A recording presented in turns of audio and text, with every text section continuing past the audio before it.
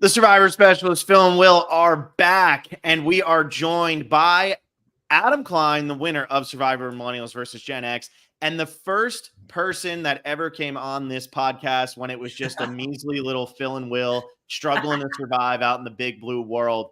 And he was the first one to throw us a damn bone and get on here. And I have a little treat for everybody in a second here. But Adam, welcome back. What's it like to look at Phil and Will? Because you've been on a lot with Alexa and I, but how's it feel to look at Will's smiling mug again?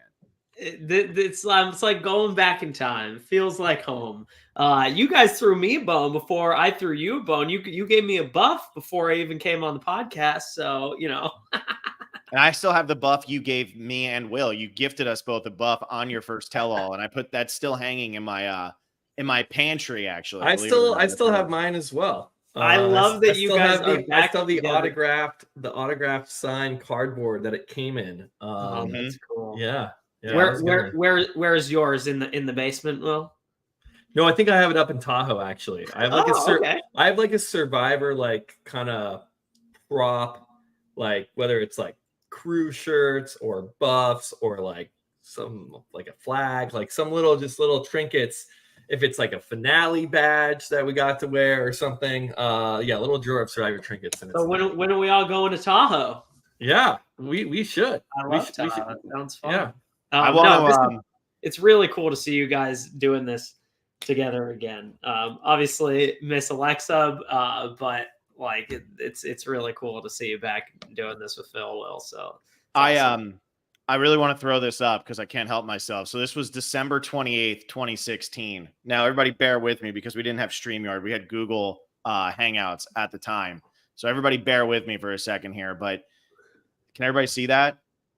So this is December 28th, 2016. This was the first podcast we all did together. So that's Adam looking sharp as always. You can all easily look him up so you know what he looks like. Wow, I look so young. Here's me in my parents' creepy ass basement. Yes, They still live in that house. But you look the same, Phil. That's crazy. Thanks, dude. 7 years ago. I've aged like a fine wine. I just have more gray in my beard now, but it hides well. It's probably closer to 8 than 7.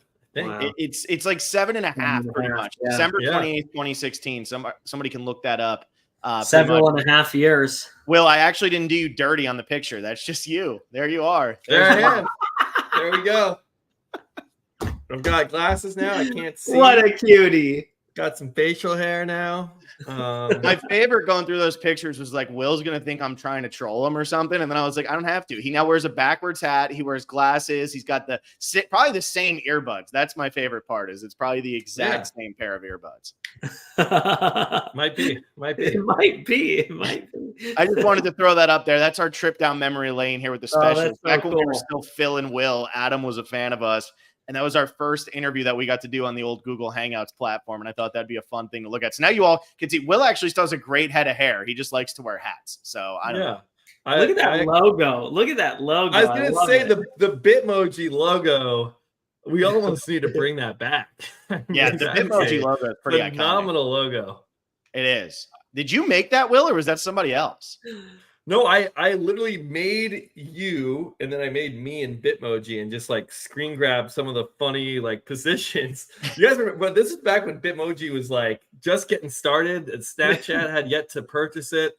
And then I just screen grabbed a bunch, then in Photoshop just like put us in front of a Survivor logo, and that was that. I love it. God, amazing. I might still have those files on my computer. I'll have to see.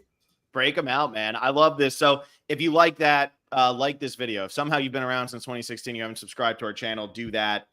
That's been helping talking about it. And hopefully, not a single person is watching this that was watching in 2016 that if you were watching in 2016, please tell us. If you watched the original Adam Klein tell-all and you remember there's OGs, but they've been subscribed for a long time. Yeah, I think we had maybe like, I don't know, like 45 to 50 people watching live for the first tell-all, maybe more, Phil. Maybe we give ourselves more credit, but it wasn't that many people. Like if you were one of those people, what do you get now? Like what do you have right now? Right now we only have 20. We have 31, but I'm sure people are coming over from the Oscars. Just like the good old days. Yeah, we're back. We're back. Nothing's changed. Same you can't audience. spell irrelevant without Phil and Will. Back in the day, we used to only have 40 or 50. Now we've got 20. Yeah, now we're worse. I don't know why Will's calling us out the wrong direction, dude. Come on, man. No, I'm just saying because this. Adam, go retweet this right now so we get some more people over here. Our only damn hope. Can you believe I already did? Oh. Oh, now we're in deep. Well, if anybody was wondering, season 40 was the cutoff, and nobody gives a shit about anybody pre-40, huh, Adam? This just proves that. Here we go. But anyway, we're here. We're actually going to, believe it or not, we're going to be doing predictions and power rankings for season 46. Do we have to?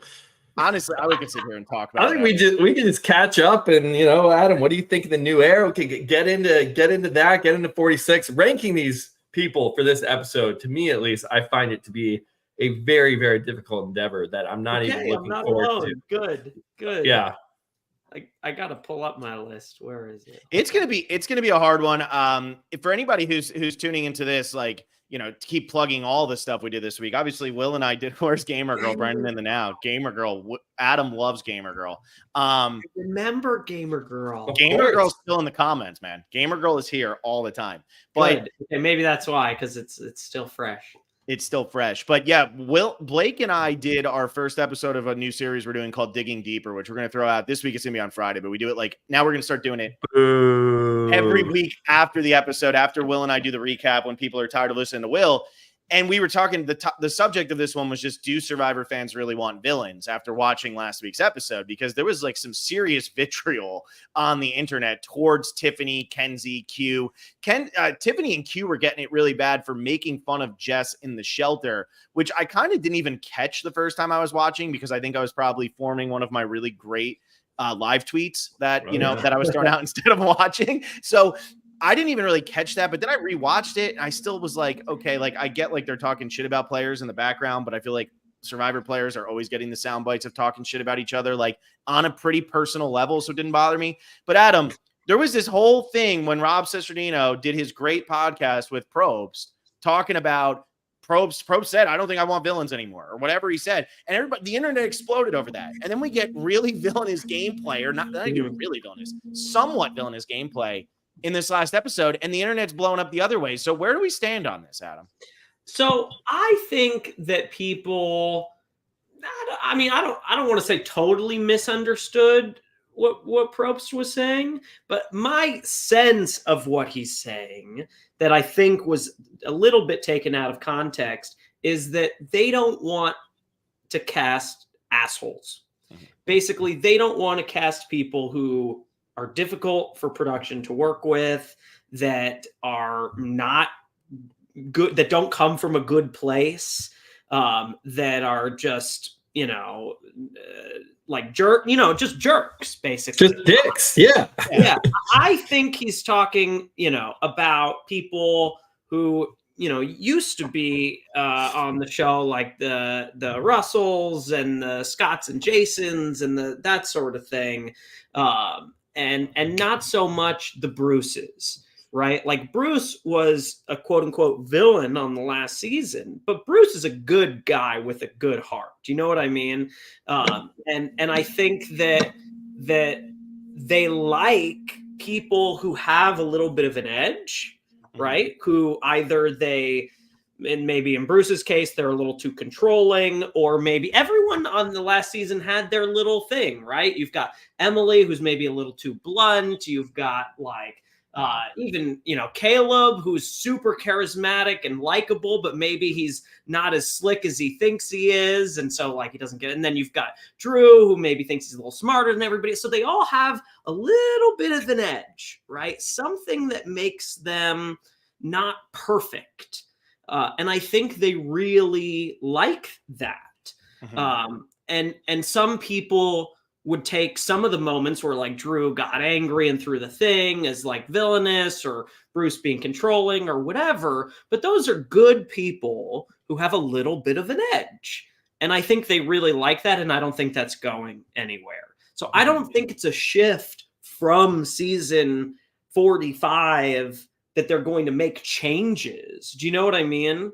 I think you're going to see more of what you've been seeing, which is good people who have a little bit of an edge, and sometimes that can come across as villainous. I don't think you're going to lose villains on the show. Yeah. That's my sense of it. I mean, I could be wrong, and maybe they're changing everything up, but it doesn't feel that way. Yeah, I'm curious where it's going to go. I have to give one quick shout out to Scott Pollard, who literally just had a heart transplant a couple weeks ago and left the hospital recently. So good for him. He came on the podcast when we were doing our Winners at War interviews, and he talked about Michelle, and he was very, very, actually a very nice guy to talk to. It was very interesting how like calm his demeanor was when he was talking about Michelle, and had nothing but nice things to say about Michelle, which always puts him on my good side. So yeah, he just had a heart transplant. Oh my God, I had no idea. Yeah. So you brought up that, and you made an Emily is too blunt reference on Oscar night. So well done, Adam. I know you didn't do it on purpose, but got to give you credit. No, I didn't. I hope he's doing okay. That's yeah. great. No, and I gotta say this though. After everything you just said, I don't know if the Survivor community, I don't know if the TV viewer right now in this era can handle the Russell Hanses at this point. I don't know if they want to handle the Russell Hanses. Like Russell coming out, lying about Katrina, lying about all of that, burning socks, dumping water. He did all of these things. He was the fan favorite of that season. Everybody, you either love to hate him or you love to love him because you hate him. Right. Like, it was just, everybody wanted to watch Russell. That's why he played 3 times in 4 seasons. Now, when we talk about villains, you get these things, these sound bites, these Tiffany and Q saying that Jess is useless and stupid and whatever. And that is suddenly turning them into the worst human beings of all time, when in reality, it's like, they're tired of Jess.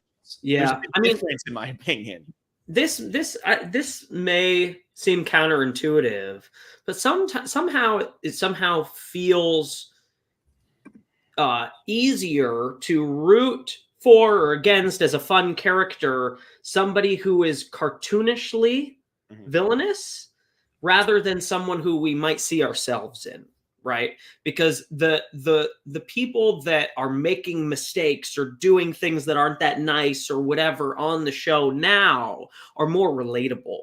We don't watch the show and see ourselves as Russell Hands. And so we can root against him as a character more so than when we see real people do things that we wouldn't like to be done to us, or that we would be upset with ourselves if we did, or whatever. And I think that you're more likely to say more harsh things about that because it's almost like a reflection on the self. Does that make sense? Do you know what I mean? I real and relatable.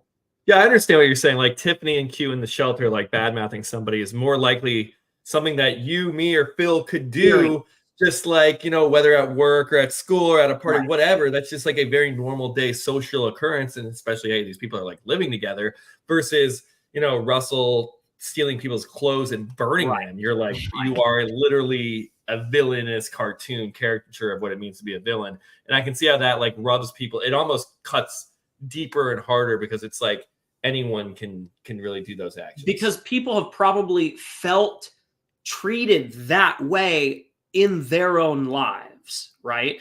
It's rare that your socks are going to be burned. But if you have felt excluded or misunderstood in your life, which I think most of us have at some point, then that's going to feel more personal. And you might be angrier at something that's not as bad because it reminds you of things that you have experienced and wish you could say something to those people that did something to you back when you were in middle school or high school or whatever it might have been.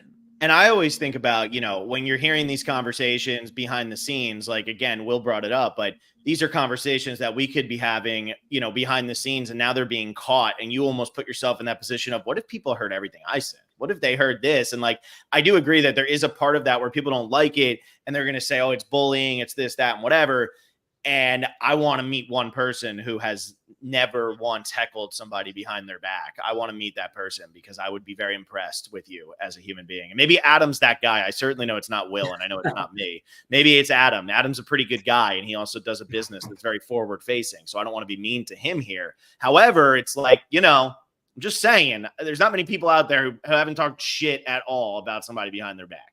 But at the same time, I think we can say, this is behavior that like while it may, I think people are going over the top a lot of times with comments and things like that, but I think you can have real conversations about like how much is necessary in order to get somebody out of the game, and how much of it is because, you know, you need to do that for your game, and how much of it is because you aren't necessarily thinking about Jess's experience and what she might be feeling at the end of this. Like, I do think that there may have been some level of like, not carelessness, but I think that these people are focused on their game and moving themselves forward. And I think other people, like even going through the show myself, I always felt awful when I was writing down a name pre-merge. It didn't feel good. And I do get the feeling that maybe not in the case for everyone, but for a couple people, that maybe they're really enjoying Q seemed to have a really good time playing with the fake idol and doing that. And so you could say, is he thinking about like other people's experience here? And he doesn't need to, but you definitely can feel that a little bit, I think, in watching the episode, that it's like, I'm going to have fun. I came here to play a game. I came here to, and how they feel about it, like, that's not really my problem. Yeah. And I think we have to remember that, like, they're on a TV show too. And, as much as we might not like it, like when they're sitting in confessional, Adam, you have more experience with this than even I do, but you're sitting in confessional, the producer are going to ask you questions to get answers they want. And you as a cast member want to provide good bites in, good TV. And so if you're Kenzie and you have this line like, oh my gosh, we're trying to get her to find this idol and she can't even find it. And you're like, she sucks at finding idols. Like, you're just ripping into her. You're also being produced to give good answers. And that doesn't completely excuse everything that you say. Right. But I do think it's like something that we all need to keep in mind, even if it's not a confessional, even if it's a strategic scene, or you're talking about somebody, you see that there are like two cameras pointed right at you and that you want to deliver, and you might be a little bit more edgier or bitier with the words that you use because you know that you're on TV and you want the screen time. I mean, you want to make good, you want to provide for the show what it wants out of you. So yeah. That being said, it's easier to find an idol when you know where it is. And so it's like, I mean, think about all the times that people have walked right by the area where a real idol is hidden, and you don't get the confessional of, you idiot, it was right there, because nobody knew. And so there can't be the confessional for that. Obviously, like, it's not easy to find an idol. So the fact that they expected her to find it in an hour, yeah, I mean, it's also, she's Jess's post-game press has been quite hilarious, where she's like, if I had to stay there one more day, I'd probably be dead. I wanted to leave so bad. She did not enjoy her experience. She was having a rough time. Yeah, they don't seem to really be getting along, do they? They want her to find that in under an hour when she has zero brain power going. And I thought that was just very fun. And they did still hide it in a rock. So you're still asking her to go look around in a rock and stuff, and she just clearly was not functioning at this point. How many? I'd like to ask, Kenzie and Tiff this. How many hours did it take to find the idol to begin with? And then you put it back in the same spot, like, and then, you can only do so much to get somebody to look in a specific area that you want them to without showing your hand that you're trying to get them to find it. And all for what? Like, she didn't even vote for them. She voted for Banu. So, like, is it, I mean, I give respect to them for getting her to vote for Banu if they did that or whatever, but that's the real move, even more so than getting somebody to find a fake idol. I mean, it's a lot. It is a lot. I mean, look, I respect people going in and playing their absolute heart out, but there are things that you can do that will maybe impact the short term 0.1% or whatever, but it could actually have negative impacts in the long term. And so it's not an automatic that playing that hard is actually the strategically smart thing to do this early out of the gate. You know what I mean? Like showing somebody that you're capable of planting fake idols, showing your whole tribe that you're like willing and capable of doing that. You know, you could make the argument, oh, it's a strategic move, but is it even a good strategic move? Yeah. I think you could make the argument, and I guess I am making the argument that like maybe in the short term, but people will. Yeah, I think we see this problem all the time on Survivor too, and I think that the Yanu tribe is in the midst of it. And Adam, you never really had to be in the midst of it because you were on, you know, your Millennials tribe lost the first tribal, but then it kind of rebounded and or no, you lost the second one. You didn't even lose the first one. So you never even fell behind. You just voted wrong at the first tribal, in case anybody was wondering. But you never really experienced this. Because I didn't vote for Mari, so that is the correct vote. Yes, exactly. You messed up. So the way people are looking at this and messing, or Yanu right now is in a situation where they're playing Final 5 Survivor, but they're in the Final 17. They're not in the Final 5. So they're playing this already. You're talking about, is this the right move? Are they playing too strategic? Is it good for the short term, not good for the long term? They've gone to now 2 tribal councils. They're the only group that is actually playing Survivor right now because they actually have to go and vote people out. So they're already starting to think about, this is my group of 4. This is my group of 3. This is my group of 2, which is great. You want to have those alliances. But it doesn't matter how strong your bond is. If you're Kenzie, your bond with Q and Tiffany can be great. If you lose 2 more immunity challenges, you have to vote out either Q or Tiffany. It doesn't matter. One of them has to go. And so they're already playing, looking at Final 3, Final 4, whatever.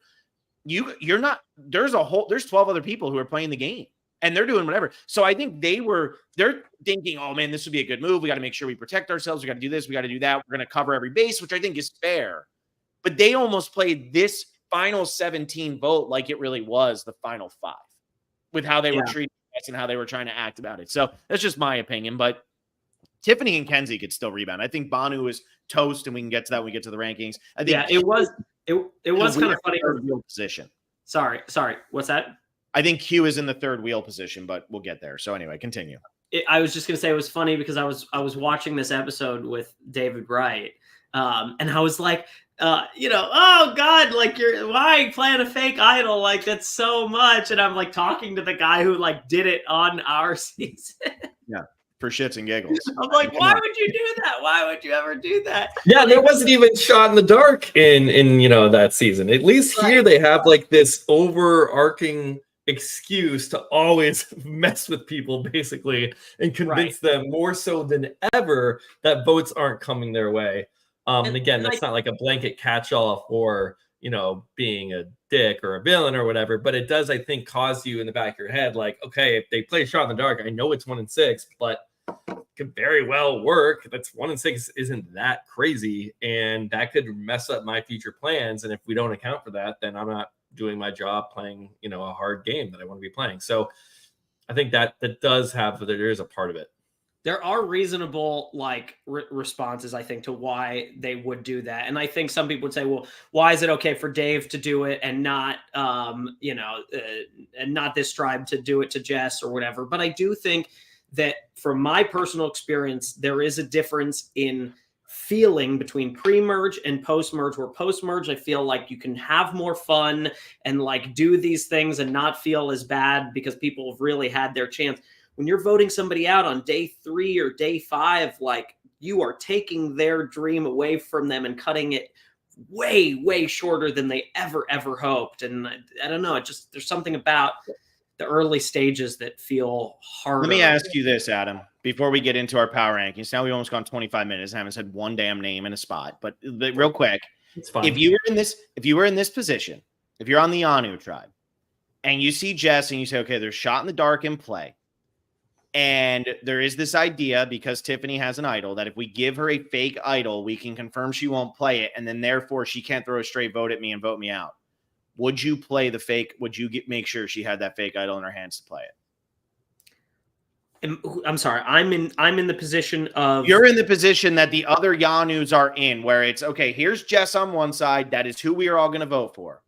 but she has she could play her shot in the dark, and then whoever she votes for goes home, and that could very well be. But she wouldn't vote. She wouldn't vote if she plays her shot in the dark. Because shot in the dark, you don't vote. So now but Banu, but let's just say it's like Jess and Banu, and then Banu throws one rogue vote, and that sends you home. Like that could happen. So I guess what my point is, are you making sure? Like, do you think it's fair game what they did to Jess here, or no? Absolutely fair game. Okay. Absolutely fair game. Yes. Would I go to such great lengths? No, I genuinely don't think that I would. I think I would feel like that was maybe unnecessary. But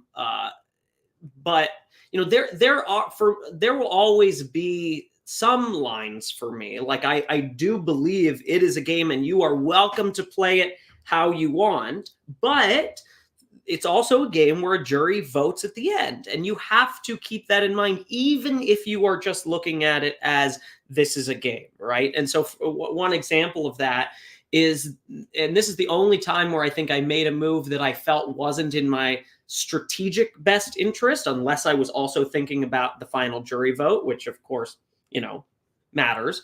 But when Jay invited me on the loved ones visit, and then that was the same round where Will was deciding which group to go with, basically. And he was flipping, and he came to me right before Tribal after he had been outed by Ken's test or whatever. I don't know if, people remember that moment, but he said, well, now everyone knows where we're going to vote for Zeke, right?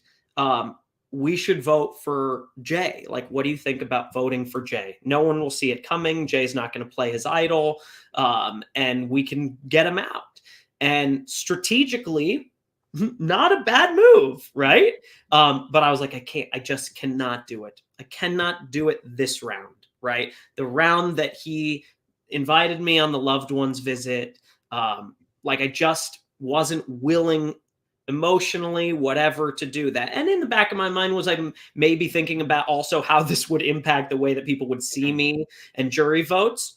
Of course. Absolutely. I was just going to say that could have been a winning move. You ended up winning that season, and guess what? You didn't take the shot when you could because you had an emotional connection with somebody that ended up voting for you to win. So that makes total sense.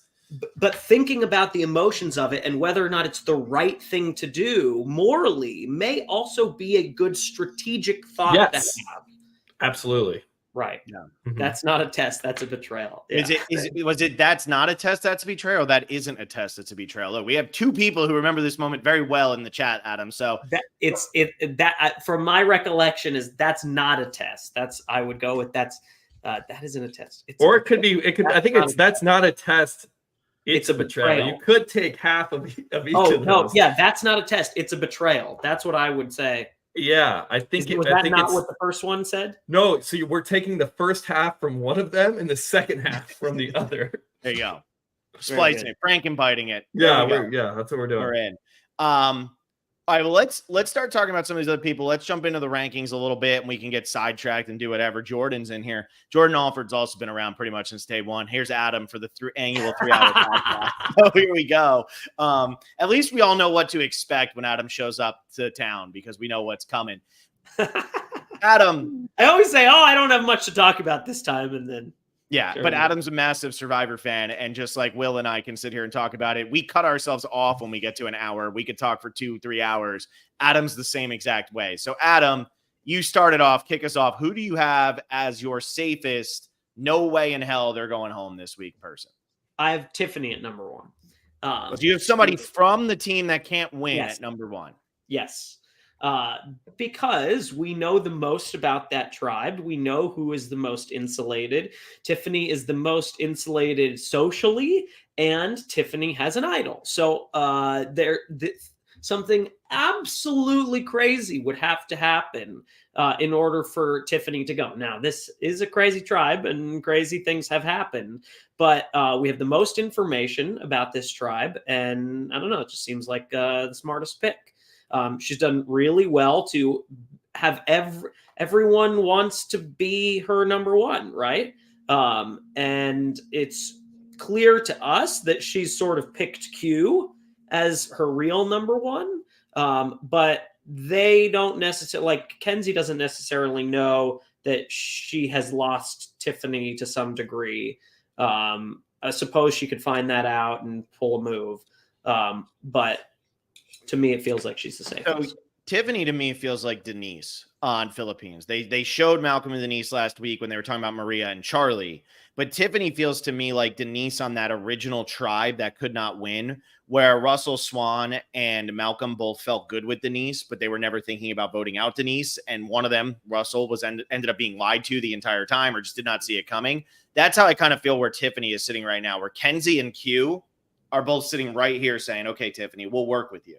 And now Tiffany's going to have to make the decision, do I want to go further with Kenzie or do I want to go further with Q if that moment comes? So I do agree Tiffany's very safe. I guess it makes sense based on the amount of information we have. It seems like Will might agree with you here. I'm just surprised to put a Yanu at number one. But Will, I guess you could make the argument the top three people can all be the Yanus that don't rhyme with Yanu.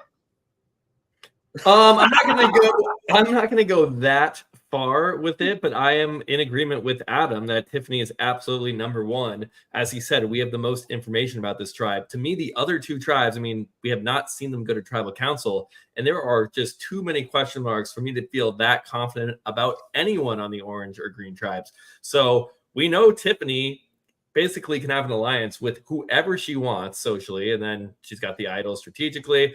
And it seems like Q and Kenzie are already fighting over her in the second episode. So if they do somehow end up losing, I actually fear more for like I don't really feel that good about the rest of the Yanu. I go by colors. It's way easier if we just go by the color. We all have eyeballs. We all know what color they're wearing. So the purple tribe,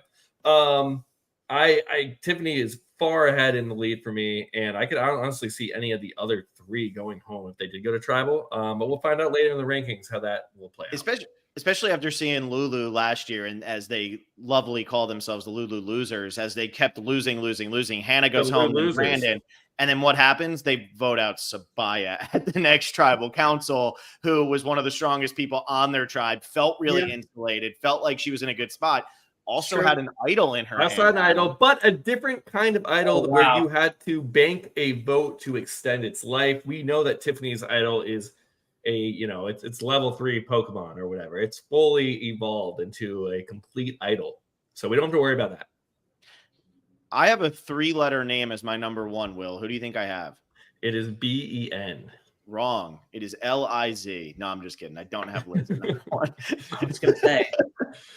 I do not have Liz at number one. I'm actually putting Ben. I'm putting Ben at number one. Mainly, we knew this. So Bill basically met Ben and now has him just at number one. You can always tell the survivors he's chumming it up with because they always are way higher in the power ranking. This is why I liked Alexa more, because she actually had respect for her co-hosts and she'd let them speak. But here's my 2 reasons for this. Number one, there's no way they showed us a Taylor Swift Metallica 7-minute montage or whatever the hell it was, and they're going to vote out either Charlie or Ben. And number 2, Will could not believe that I put Ben at number 7 last week, and he had Ben all the way down at 12, which wasn't even that much lower. But he was giving me a hard time, being like, man, he's in a bad spot. It's not looking good, whatever. I just have to put Ben at number 1 then. I said 7 was pretty high when the only alliance we know from this tribe basically is Charlie's. I tell you who my 2 and 3 are, which is a 4-person alliance with an extra vote against Tim and Ben. I thought 7 was a little high. Can I tell you who my 2 and 3 are, though, because it actually goes into this number 1 and why I'm just confident? It's Mariah and Charlie.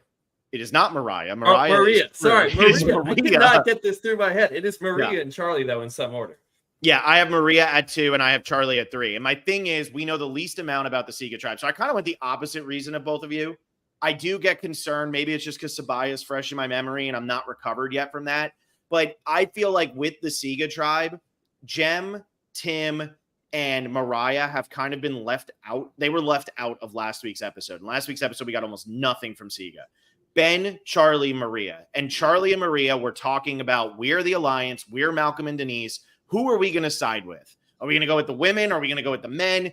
And then we have a 7-minute scene of Charlie and Ben naming songs from 2 of their favorite musicians.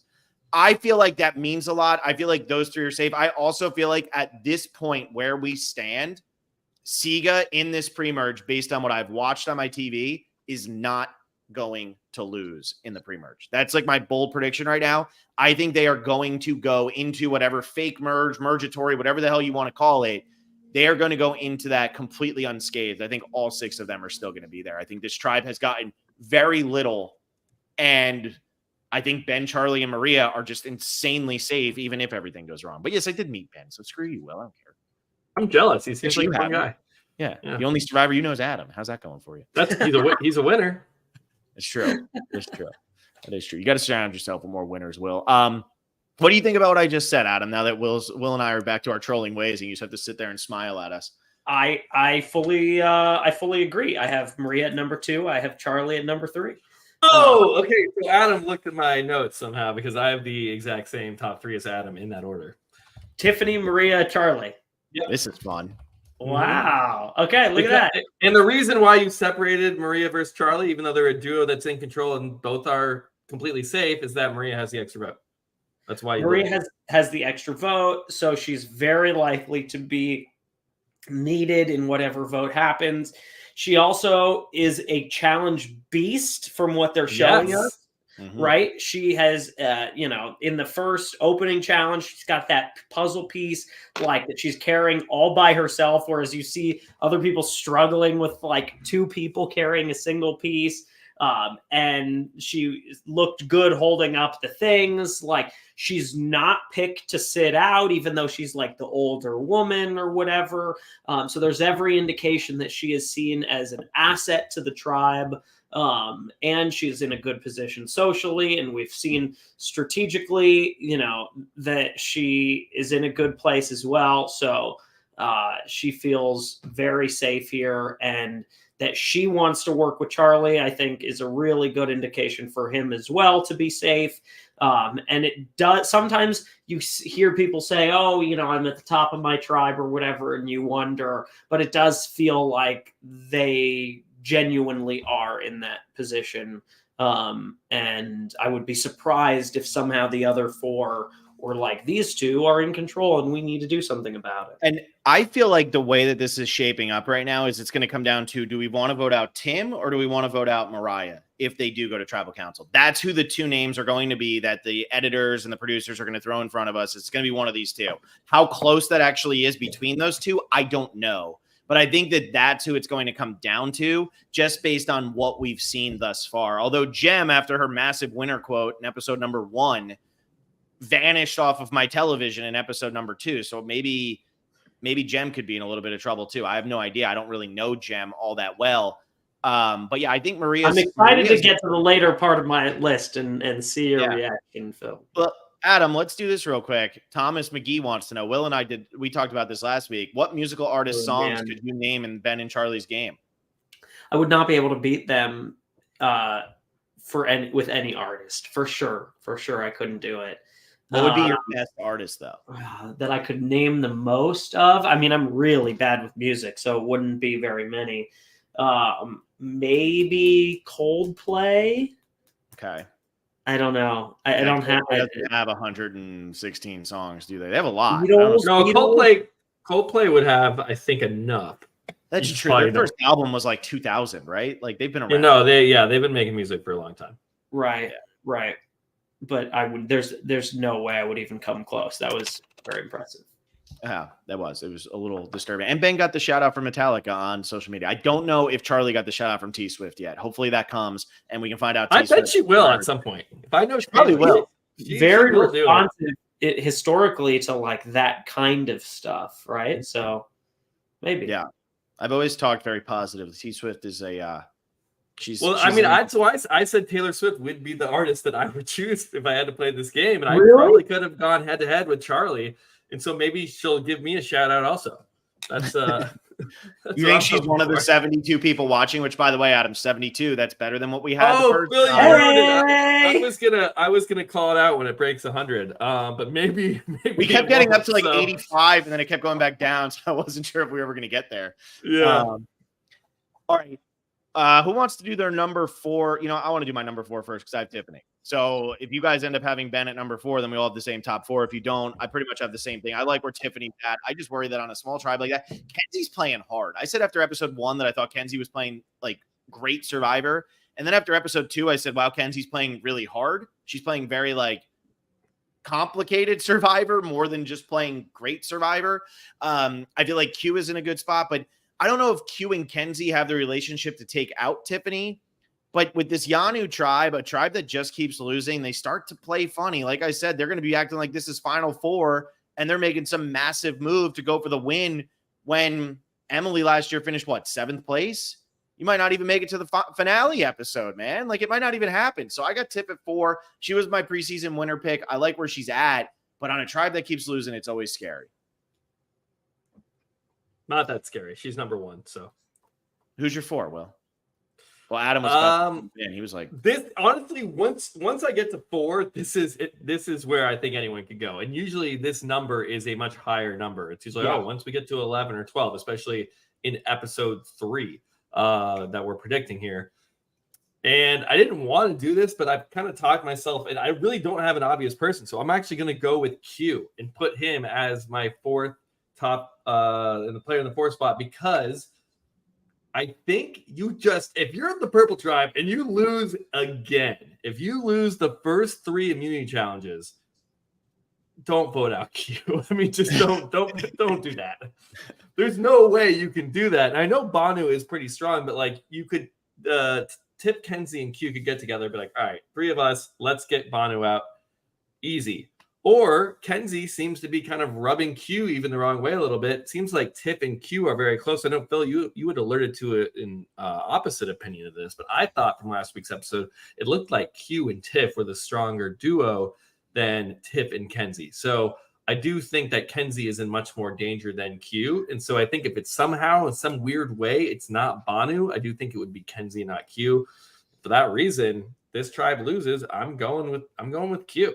And here's Jack Evans. If purple loses and somehow Banu plays a successful shot in the dark, no doubt Kenzie goes. So he's thinking Tiff and Q are buddying up there, and they're going to take out. I think Tip and Q are where the power lies in this tribe right now. So yes, Q is my 4. And just even if he wasn't in the power, even if it was Kenzie and Tip, and they are the power, you're going to get rid of Banu before you get rid of Q for a number of reasons, but including that Q is the strongest person athletically, or at least, maybe not agility, like strength-wise. Like, you need him for these challenges.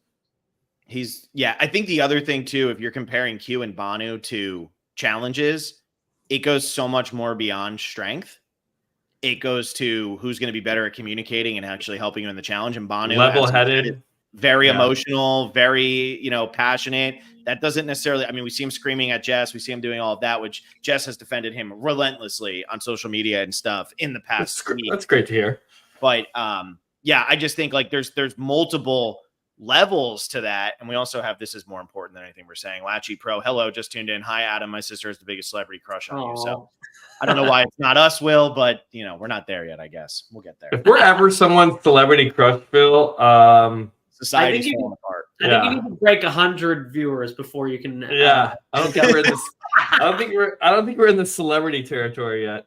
Oh man! All right, guys. Well, that was fun. Go full solo here.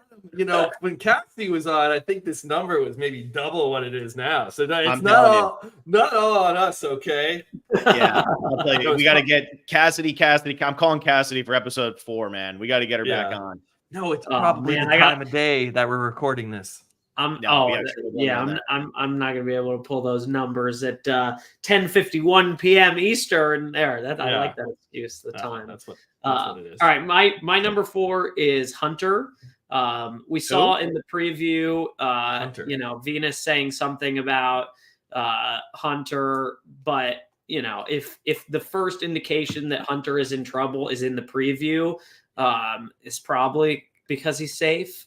But I feel like there's a very good chance that Venus and Randon are going to win this battle. That's where I feel like the story is going.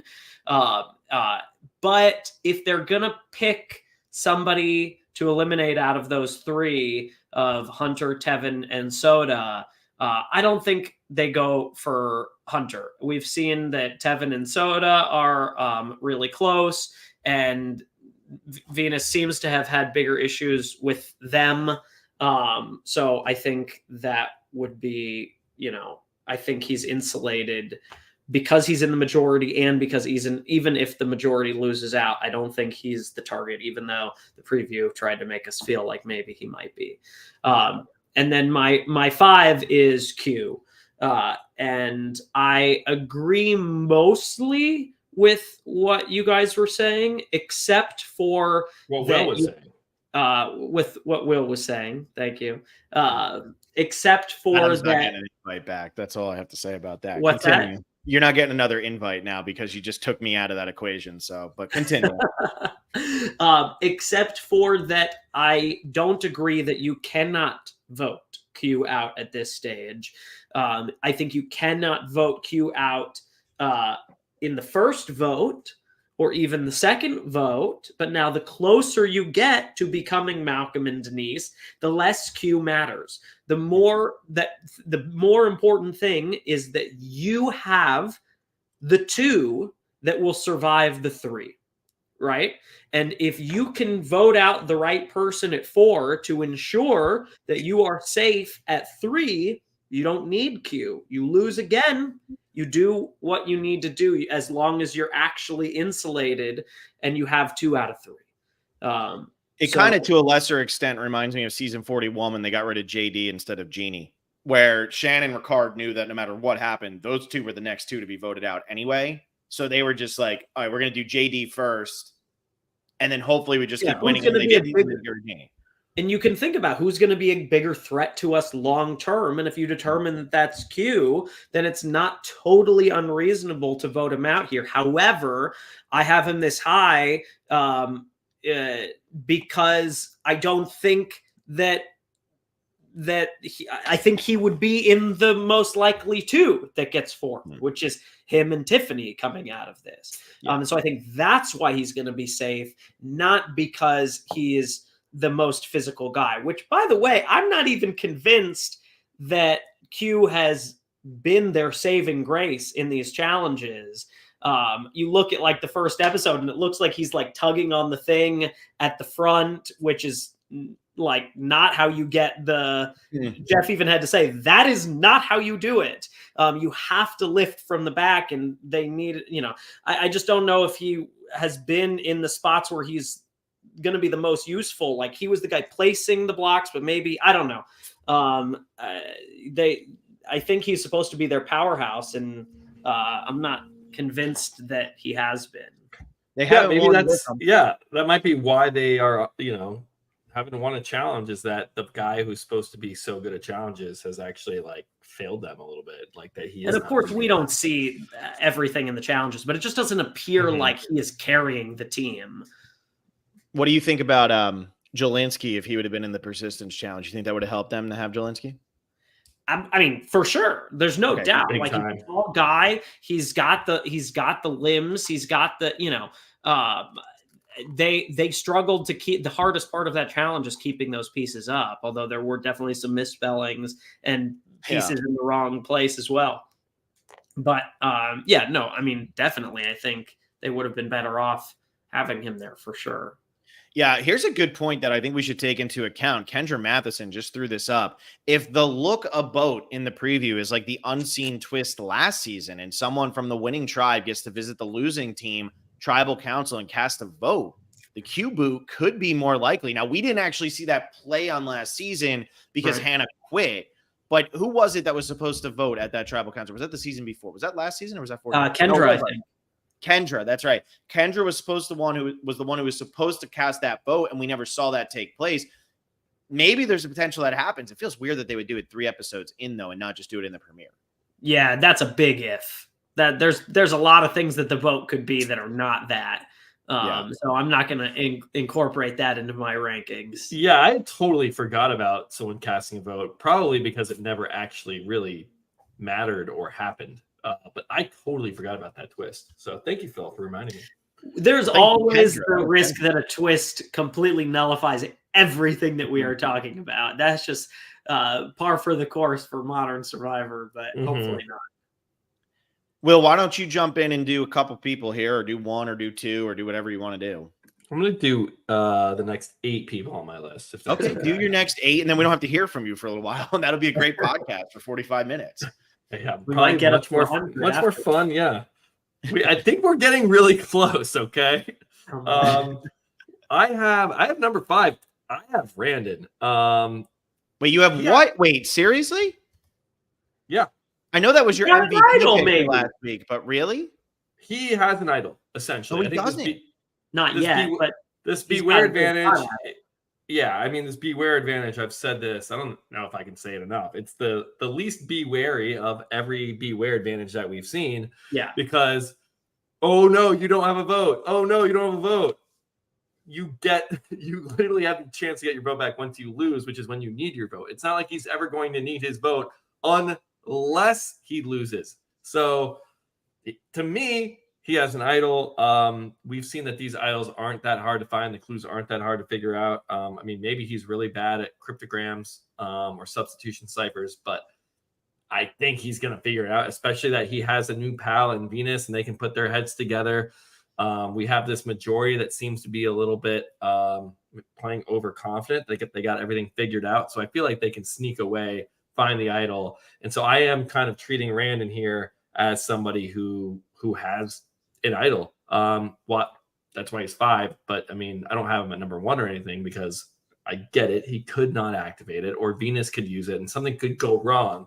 But if we're looking at this cast right now of the 16 people remaining, the guy that pretty much has an idol is 80% chance he gets it, maybe higher if they lose that challenge. I feel pretty good about Randon. I have the Nate Will comment up here. I think Tiffany made that puzzle look way easier than it was supposed to be. That's sure, and that's where I feel possible. Yeah, it's totally his possible. Biggest obstacle is time. You don't have that long after the challenge, and I think Tiffany really dedicated herself to that because maybe the vote felt quite certain to her. So it just depends how much does he feel like he needs to participate in talking about the vote or whatever. Because your biggest hurdle to get that idol is going to be time. But have we ever seen anyone actually not be able to find the thing or do the thing? Like I remember with Cody with the beads, we flash back. He was able to get the beads from Noel, or it was like, oh, just before tribal, I went here and I found it. I feel like we always, especially with these new era tasks that you have to complete, it just always feels like they were able to do it pretty assuredly. But we've never seen it time restricted like this. I think that's why they added this new thing, which I like, that you have to do it in between the challenge and tribal council. It adds additional stakes to it. And I do think it makes it more likely that you will fail to do it in that afternoon. Not in the long term. Yes, he's going to figure it out, but you have to survive that night. And so I like that as a thing, but I definitely think it makes it harder. If he can't find it, I think that'd be really fun. To me, I feel like he's just gonna, the way they've been, the clues in these missions, because Cody found those beads. I feel like they were getting ready to go to tribal, and he took the advantage and lost his vote, and then he had to figure all that out. I don't know. I could be totally wrong here. He could this could totally screw him over. But I at least am treating this like he's got the idol in his pocket. That could be really dumb of me. But again, the situations on these tribes besides purple is very unclear. It's very murky to me overall. So I want to go with the guy who I feel like is going to get an advantage. I think it's funny that 6 days ago I put up a thing to our community on YouTube who will be voted out of Survivor this week, and 40% of people voted for Randon. So Randon was the favorite to be voted out. Then last week, we said who's MVP of episode 2. We had Randon, Q, or someone else, and Randon ended up winning MVP. So it's funny how Randon has really just been everybody thought he was going to go home. Then he had last week's episode. Now he's MVP. And yet in the chat over here, there's people who are saying Randon screwed, or they have Randon just as high as you do. So Randon to me is a complex one. I actually don't have Randon that much lower, probably not as much lower as my reaction would suggest. But I do think I like this reaction right here. Yeah, there you go. Sawyer Scheidler. Randon at 5. What the F, Will? I just think that he's in a little bit more trouble than I think we're letting on, because I do think this is harder than Tiffany made it look. And I think Tiffany this was in her wheelhouse, and that's what worked in her favor. I could see a confessional from Brandon going, I don't think anybody's ever going to figure this out. This sucks. And yeah, no, Venus. He also has Venus. Keep that in mind. Yeah, he can bounce. He's not a lone wolf in this. If he's stuck on the puzzle part, he can. Hey, he can bring in Liz if he wants to. Like it's a very clear where the 3 is, and he's got this thing with Venus. But if they can't figure it out, it's like, all right, we have to tell Liz. Like, I need my vote. We have to make this happen. So I would be very surprised if Brandon is not able to get this idol and ends up getting the votes. Yeah. That was a long number 5. I'm sorry. I was going to rattle. I got my next 7 in a row. I was going to. Oh, yeah. I was going to do all of them. Okay. I'm going to go with what's hard for me in this moment is the Orange Tribe. I feel like it's all over the place. I feel like Venus is getting the confessionals that say she's going to overcome the odds here. She had the one of, I can't wait to sit at final 3 and just tell everybody, screw you. I don't care. But do I feel that good about Venus? Not really. I don't feel as great about Hunter now that Venus is throwing her name out, especially with her. Hunter is Brandon. I'm up in the air. Tevin and Soda are all of a sudden starting to look a little funky. And Liz is the multi-billionaire who's just telling everybody that she has more businesses than anybody. What is that? Oh yeah, we hit it. Good job. We did it, boys. So I'm going to go, and I'm actually going to just rattle off the next 2 purples and just say I don't care. And if they lose and I'm wrong and a weird thing happens and Banu does it, but as much as I love Banu as a casting choice, I'm not going to put any faith in him at all here to figure it out. I'm going to put Q at 5 and Kenzie at 6. Wow. Yeah. I got grief for putting Brandon at 5. You have Kenzie at 6. Kenzie at 6? Kenzie at 6. Why is she going home? I don't think she goes home. I think Banu's gone. I don't think Banu. I like Banu a lot. I really do. I think he's a fun character. I think he's a fun casting choice. I love him. It doesn't matter. They're voting out Banu. Kenzie's game was unraveling before our eyes, and if it wasn't for somebody as obvious of a boot as Jess, she easily could have gone home last week. You could say the same for Banu, probably, but yes, yeah, no, but I think it's Tiff. I think it's Tiff and Q in the middle, and it will be a choice. I mean, that will be us heading into tribal. It's like Banu or Kenzie. Who do we go with? If that tribe loses, so I'm shocked, Phil. Maybe he's spoiled. I'm not. You have Brandon at 5. You're spoiled. He already has an idol. You're sitting over here. You already know he has an idol. What's your favorite website? I missed you guys. What's your favorite website? You already know that he has. My favorite website is the link I used to watch Survivor, Paramount Plus. Survivor, yeah. Exactly. No, I watched the episode and I can tell that he's going to get an idol. You get him 13 weeks in advance. That's my website I use. You get some 13 weeks in advance. Adam, did you find it a little suspicious that Will said, "I know he has an idol"? Did you find that suspicious? No. Because he does. He basically has it. He's like close to having an idol. He's like, well, you guys. He's literally a word jumble away from an idol. Like, guys, it's like, you know what? I gotta be honest, 6 Phil. hours. I'm a little bit more on Will's page. You've all convinced me so far. You've all convinced me. I'm gonna put. I want to switch this. I'm gonna put Kenzie at 5, and I'm gonna put Q at 6. I'm actually going to put Kenzie now above Q because I think there's a better chance Q goes home this week than Kenzie. You've all convinced me. Your arrogance is deafening. You're so stubborn that you actually moved it in the opposite direction of what we're telling you. Yes. I know how to play Survivor against you. So now I have Kenzie at 5 and I have Q at 6.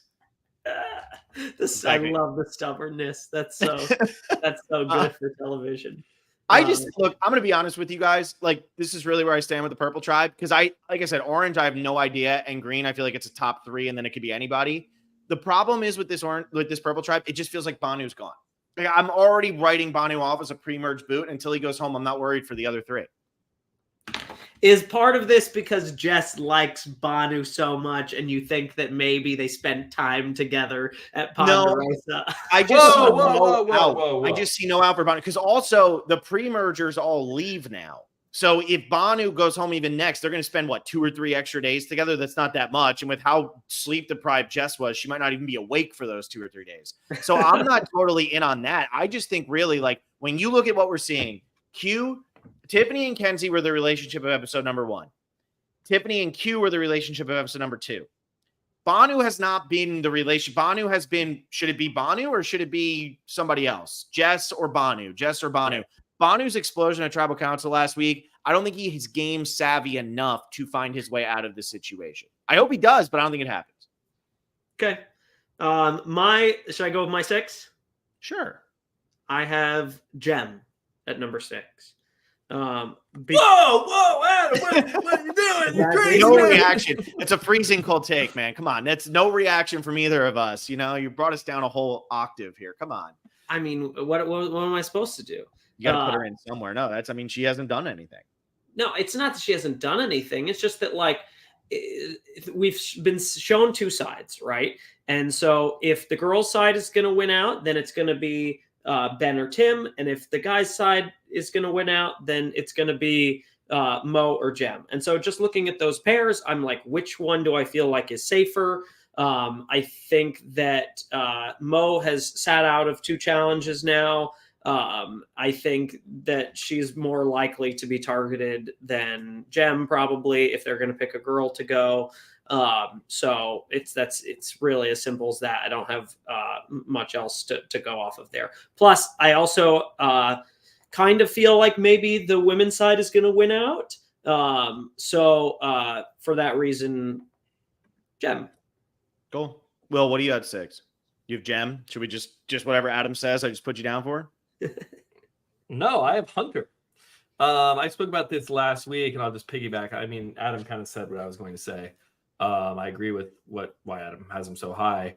I just feel like he got sheltered from the negativity of Tevin and even Soda a little bit when Venus was talking about being on the outs and not feeling included. And of course, we got some shots of Hunter here and there, but he was not really partaking in any of that. And also the preview, when they call a person out in the preview, rarely do they go home. I do use that tactic here on predictions and power rankings. So I think Hunter is probably in a safe spot. We also barely heard anything from him. I imagine if he went home this week, episode 3, that you would get something from him in episode 2, especially in a 90-minute episode.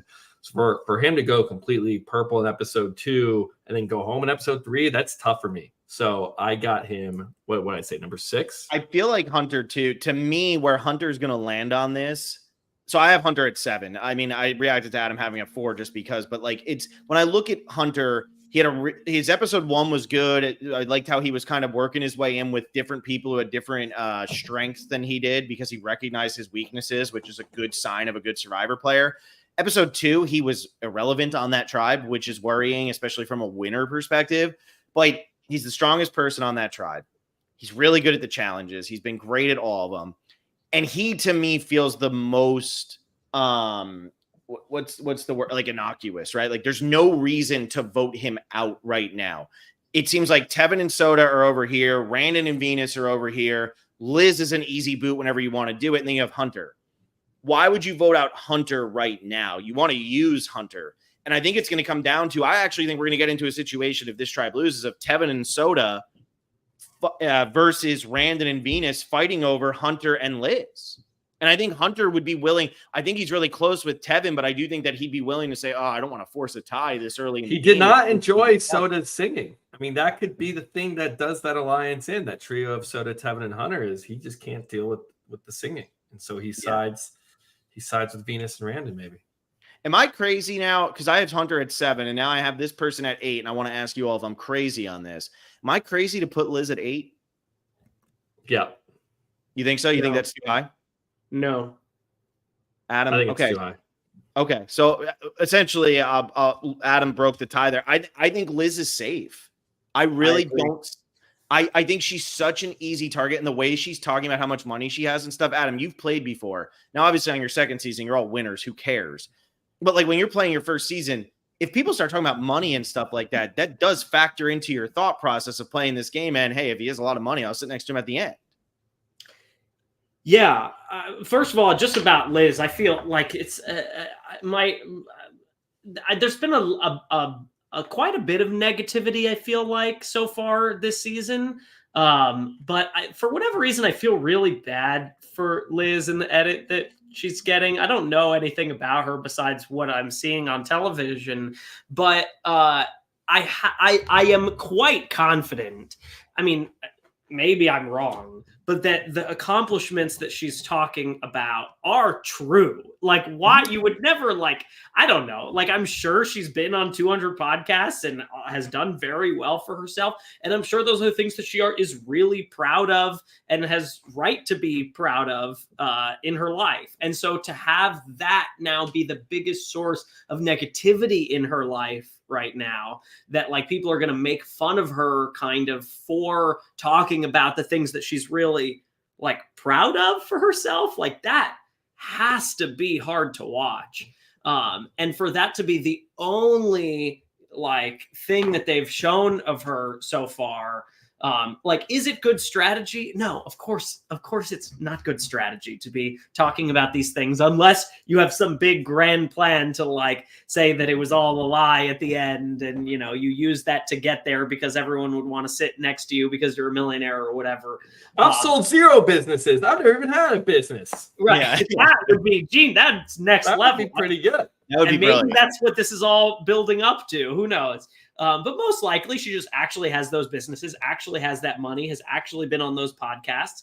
And so to hear people kind of like, you know, make fun of that on her own tribe or whatever, like, you know, that can't be great. But I don't see why. I agree with Phil that I don't see why she would be targeted here. Like, who is coming after her? And if Venus and Randon win out, they're not going after her. And if Tevin and Soda and Hunter win out, like they're voting out Venus or Randon if they get word that he's working with Venus, right? So I just don't see anybody that would be targeting her right now. And what, you're going to vote somebody out just because they don't need the money? Like that's why you keep them. We're past that in Survivor strategy, right? Maybe in season 1, 2, 3, or 4, that would be a reason why somebody would be an easy vote out. But the easy vote outs now are, you want to keep them around. Yeah, exactly. So, Adam, what do you have as your 7 then? I'm kind of talking myself into putting Liz there, but should I go with what I wrote down before? Whatever you want to do. You can even do 7 and 8 if you want to put Liz at 8. Let's put Liz at 7. I talked myself into jumping her up a couple spots. And then my 8 then is going to be Tevin. And I think that there's a very good chance that Randon and Venus win out on this. They activate the idol. Maybe they play it on Venus or something like that. But again, I'm looking at pairs and I'm looking at Soda and Tevin, and I'm thinking who's more likely to be targeted. And I think it's probably Soda. I think maybe the piece about the singing or whatever hints at it, but the bigger thing is they've made a big deal out of this idol grab. And people noticed it in the first, I saw on Reddit, people were, talking about the idol grab in the first episode, but then I was amazed that it was actually a topic of conversation in the second episode and that it kind of happened again. And I feel like that Venus is going to feel burned by her because they were best friends day one or whatever. And now she's icing her out is what that's Venus's perspective, right? As she's being iced out by Soda. I suppose you could then make the argument that maybe she wants to try to get her back and she would vote out Tevin to try to get Soda back on her side. So maybe Tevin is a little too high here, but I still think that Soda's probably, and I think Tevin's probably going to be a little bit more useful in challenges potentially. Not 100% sure on that. So I think Soda's going to be the one that's going to be more likely to be targeted. So I have Tevin at 8. So her screaming "Nah me" on the beach opening day, she's gonna be the first person voted out potentially of this tribe, is what you're saying. Screaming "Nah me, nah me," and now maybe. Yes. Yeah. Yes, I think so. I think that we'll get there. I'm not at Soda yet, but yeah. No, we're only an hour and 9 minutes in, Adam. You still have 2 hours left. Drink that coffee. Come on, get that caffeine in. Will, what do you got for 7? You're 7 and 8. I have Ben at 7. So I don't have a number 1 like you, Phil. I do think Ben is probably in a good spot here. My read from last week is that Charlie and Maria are very, very open into siding with Tim and Ben over Jem and Mariah, which I did not think going into the episode. I thought the Charlie's Angels thing was very strong, that foursome could move, very far in the game. But that conversation, I forget when it exactly happened, but even it was that Maria was the one who brought it up. It wasn't even Charlie saying, "Hey, we could also go with the guys." It was Maria being like, "Yeah, we got to think about strength though. We got to keep winning challenges. Maybe we go pair." And like they were very open to that option, despite what we've seen from the Charlie's Angels. So I do have Ben as like a pretty safe person, and I'm not going to spoil the rest of my list, but I don't have Tim that far down here. I really feel way more. I feel like Jem and Mariah are in way more danger. I want to just jump in real quick, Will, because you said it. You brought up an interesting point there about Maria. The two people who have said we got to keep strength. Tiffany obviously had a massive confession about wanting a strong tribe. She's not used to losing. But the two people who have singled out we need to keep strength were Maria last episode and Kenzie in episode number 1. And I think that's so interesting because those are the types of players that when they put on Survivor in the past have said, well, it's not all about strength. It's all about strength. And it's almost like they're trying to figure out a way to make that strength work for their game because that's not necessarily what their game is going to be, or at least not what you're going to see. You're not going to look at Kenzie or Maria and say, they're just as strong as Q. They're just as strong as Hunter. But it seems like they're trying to figure out a way to make that work for them because both of them had confessionals saying, we need tribe strength. And that's not what we were hearing in season 41 and 42 and 43 from the smaller or the older women. They were trying to say, I'm strong in other ways. They're just like, no, we need tribe strength. But I should be here. Like I'm relevant to that tribe strength, and I'm going to be friends with you while you build your strength. So that was interesting that Maria brought that up too. Will, but I think Maria has solidified herself as one of the strongest people. Oh, absolutely, for sure. So it is an argument that makes sense for her. Absolutely. And then, Will, who'd you have at 8? This one might bite me in the ass, but just the way I'm seeing things, I have Soda at number 8. I really don't feel that bad for Soda. Here. I do think that if Venus and Randon are able to get this idol and like maybe get Liz's vote and put something together, that Tevin would absolutely be the target you would go after. They would know that Tevin does not have an idol. So why would you not take the shot at Tevin, especially because this is your first time going to Tribal and it's the 3rd Tribal Council of the season. People have watched the New Era seasons. You know you're merging in episode 6. So you pretty much get 5 pre-merge tribals. This is the 3rd one. So it's like, you don't really need to care so much about tribe strength and challenges. It's more about just getting the numbers on your side and get people out that you don't want to move forward in the game with. And Venus and Random be like, let's get Tevin. He's the ringleader of this majority alliance that we've seen kind of being socially dominant, like not laughing at their jokes, like not including them. And that to me would be the target. I think taking Soda out, we've seen Soda and Venus actually have a relationship. They have somewhat of a bond. And hey, maybe that bond is setting up her boot here in episode 3. I could be totally misreading it. But if I'm Venus and Randon, I could at least see myself being like, okay, Soda, we can advance it. We can like recover from voting against this alliance and move forward with Soda. Whereas I feel like Tevin is kind of a lost cause. Like you're not really ever going to repair things with him. So I have Tevin much lower and Soda as someone who I feel like pretty safe about. And again, I think for as predictable as last week's episode might have felt because it was 2 hours just to send home Jess is how a lot of people felt about it. This week's episode, we're coming into it, and I feel like there's a lot of different avenues that this could go, and I think that is a benefit of 2-hour episodes to start the season, is we kind of feel like there's a bunch of different avenues people could go rather than, nah, this person's definitely done. Like, Will, you're seeing it as Soda's better off than Tevin. Adam's seeing it as Tevin's better off than Soda. I haven't even gotten to those players yet because I just feel like the Orange Tribe is a big, gigantic blob of mess right now. It is a blobby mess, but we got to rank somebody because, like, my people after Soda, it's not like I feel great about either. I said this right when I ranked Q at 4. I'm like, Q can very well go home this week. Right. And I have to rank somebody at 4. My number 9 is Jem, and I'm going to go to the Gordon Holmes when he does his Xfinity power rankings, when he used to write them out before he started doing like the videos. He would always say with these types of people, can't give you credit if you didn't show your work. That's why I have Jem at 9. I have nothing. Jem had a great first episode. Jem did nothing in episode number 2. I got nothing. So I'm just putting her at Jem 9. was shown to be doing nothing. Yeah. Oh, yeah. No, this isn't okay. Here's Adam, the defender of all cast members ever. This is nothing. Wait, Adam, were you on the show? Did you ever play? I have nothing against Jem. I thought Jem coming out of episode 1, I was like, is she a top 4, top 5 person to win? But now the only reason I say that is because I just know the experience of like, no, I did. She's sitting here screaming at us. You think she made it an hour 15 minutes in? What's that? She made it an hour and 15 minutes in, and she's screaming at me right now saying, "Yeah, for sure." No, I just know, like, you watch a show and you're like, "Oh, they didn't show that cool thing that I did," like, because it end, whatever. So, you never know. Yeah, so I have Jem at 9. I got nothing from her last week. So 2-hour episode, she got 1 confessional, and it was about nothing. It was about them talking about Taylor Swift and Metallica. Will just muted himself, which is the best thing that's happened this podcast. Wait, am I back? Yeah, you're back. No, I didn't even realize she had a confessional.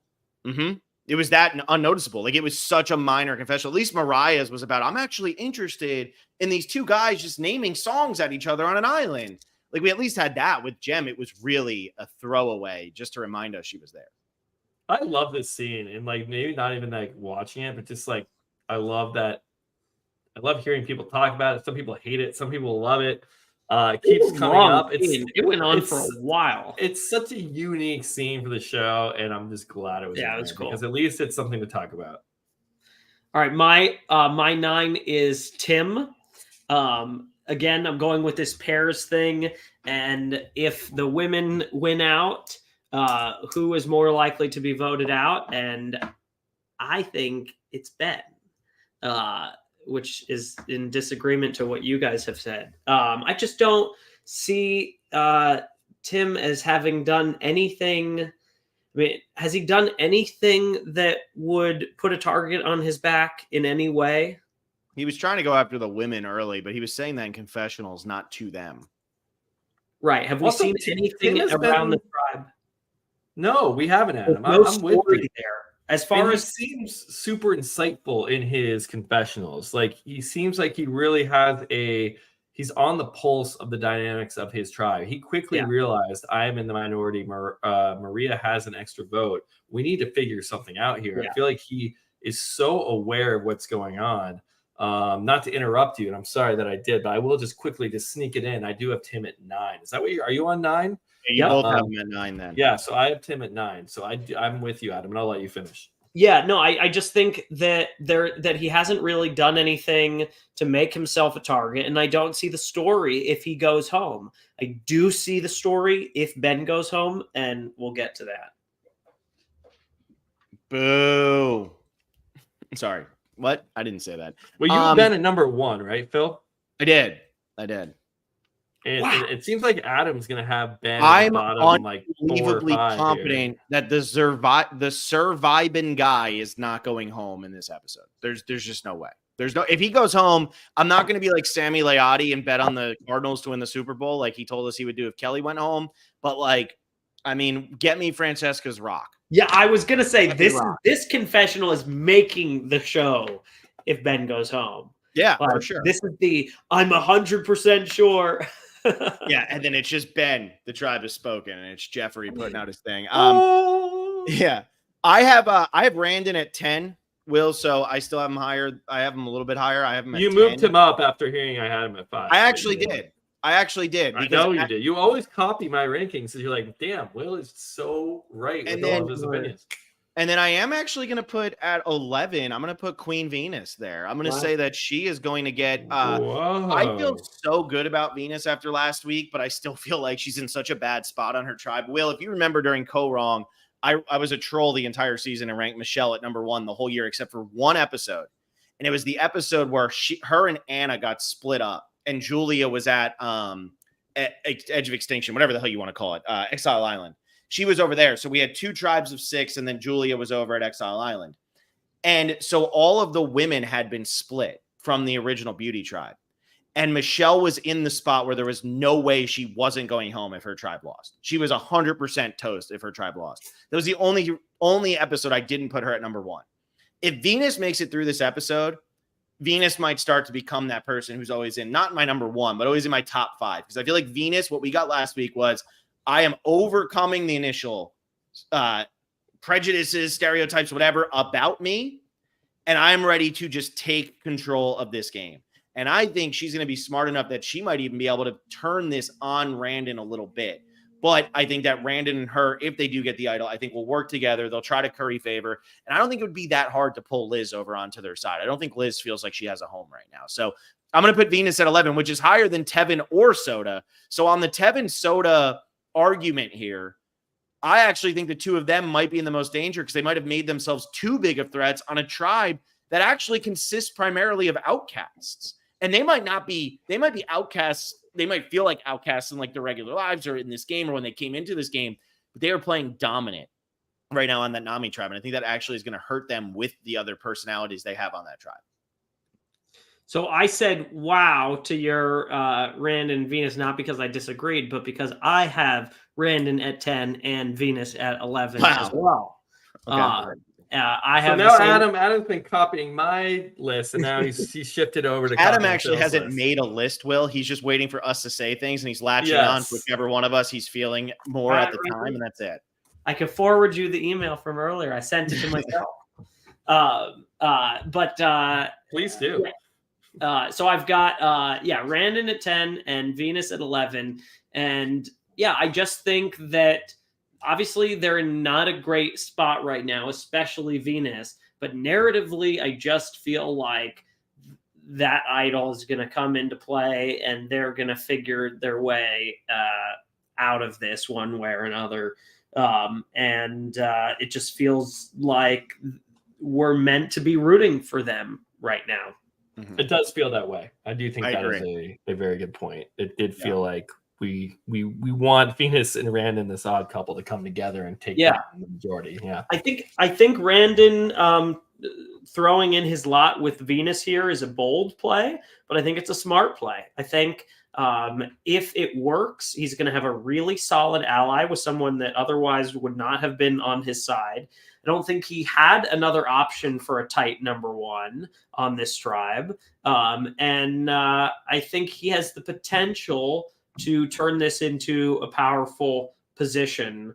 And even in a swap situation, to be able to say, look, I wasn't in the majority, but to also have a really strong ally going into the next phase of the game.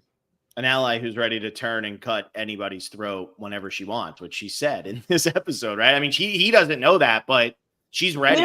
And potentially an ally that you could maybe go all the way to the end with, if you think that they might not get along with that many people in this group. Or an ally that you can cut yourself if you wanted to do that, potentially. I mean, but why if you think you can beat them? Yeah, maybe. I just feel like the Randon Venus thing we're all hyped on, but it's been made clear to us as an audience that this is not starting on peachy terms, and that they both like really connected and hit it off. Got to the beach. I just got good vibes from you. Should we have an alliance? It's like, damn, I got nowhere else to go. I really don't trust this person whatsoever, but let's give it a go. Like we have seen the seeds that is, if this thing turns out ugly and it's maybe destined to fail from how it started. Not saying it has to. Hey, maybe it's just like totally works out and they're both the final two. It just wouldn't shock me if either Venus or Randon get the best of each other in some way, because they're both kind of eyeing each other. Like, I don't know. Maybe I'll play it for myself.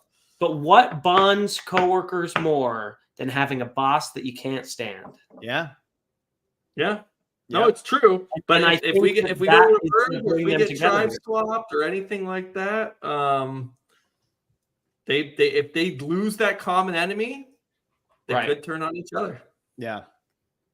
Will, who do you have? Brandon uses an idol to protect her, which I think will solidify the bond. That would.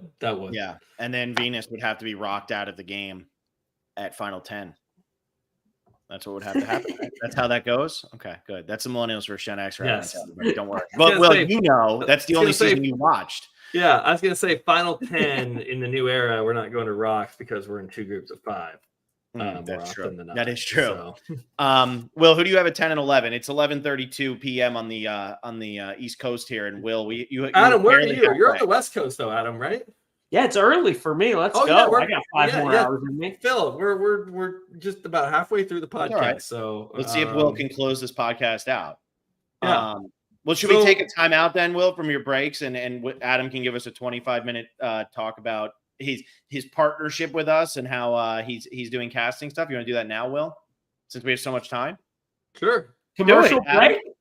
People have been talking about it. People in the comments have been asking about your casting stuff, and we've talked about it in the first 2 episodes. I don't know if that's actually helped you at all. Hopefully it has. I don't know, but if you want to give yourself a shout out here, if we wait till the end of the episode, everybody's gonna start tuning out. So jump in now before Will even says number 10. Yeah, you want to know who my number 10 is. It's an extremely hot take. So I'll leave that. All right. Stick around for that.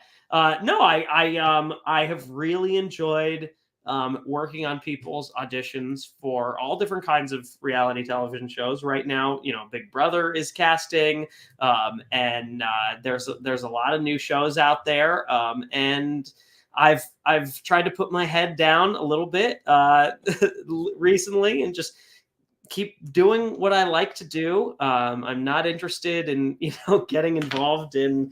I know there was some. I don't know if you want to call it controversy or whatever last time when I made a big announcement about who I was working with. So I decided not to do that this time around from this season. But look, the commercial's going so well. We've already lost. Will literally left as soon as you started talking. And he was saying we have so much time he doesn't care, and then he literally left. He's like, it's when you're the commercial time to go. Good. This is when you ignore the person who said, hey, like, if you guys want to help me out, if you want to put the link in the description, if you want to talk about it on every recap episode and say, if you came from the specialists, then we'll get a little percentage there. He said, okay, that's the time to leave because F that guy. That's what Will said. So anybody else, if you want to like think about partnering with the specialist, sponsoring the specialist, helping support the podcast, just remember, Will will disrespect you live on air. Who doesn't want that? Not even announce, just ghost you right in the middle. And the best part is he has headphones, so so Adam, continue. No, Adam, you're really on something here. I really enjoy where you're going with this. Yeah, and we love and that's why Will is the best. Yes. Will is great, and that's why Will. Yeah, great. But, I agree with this. But no.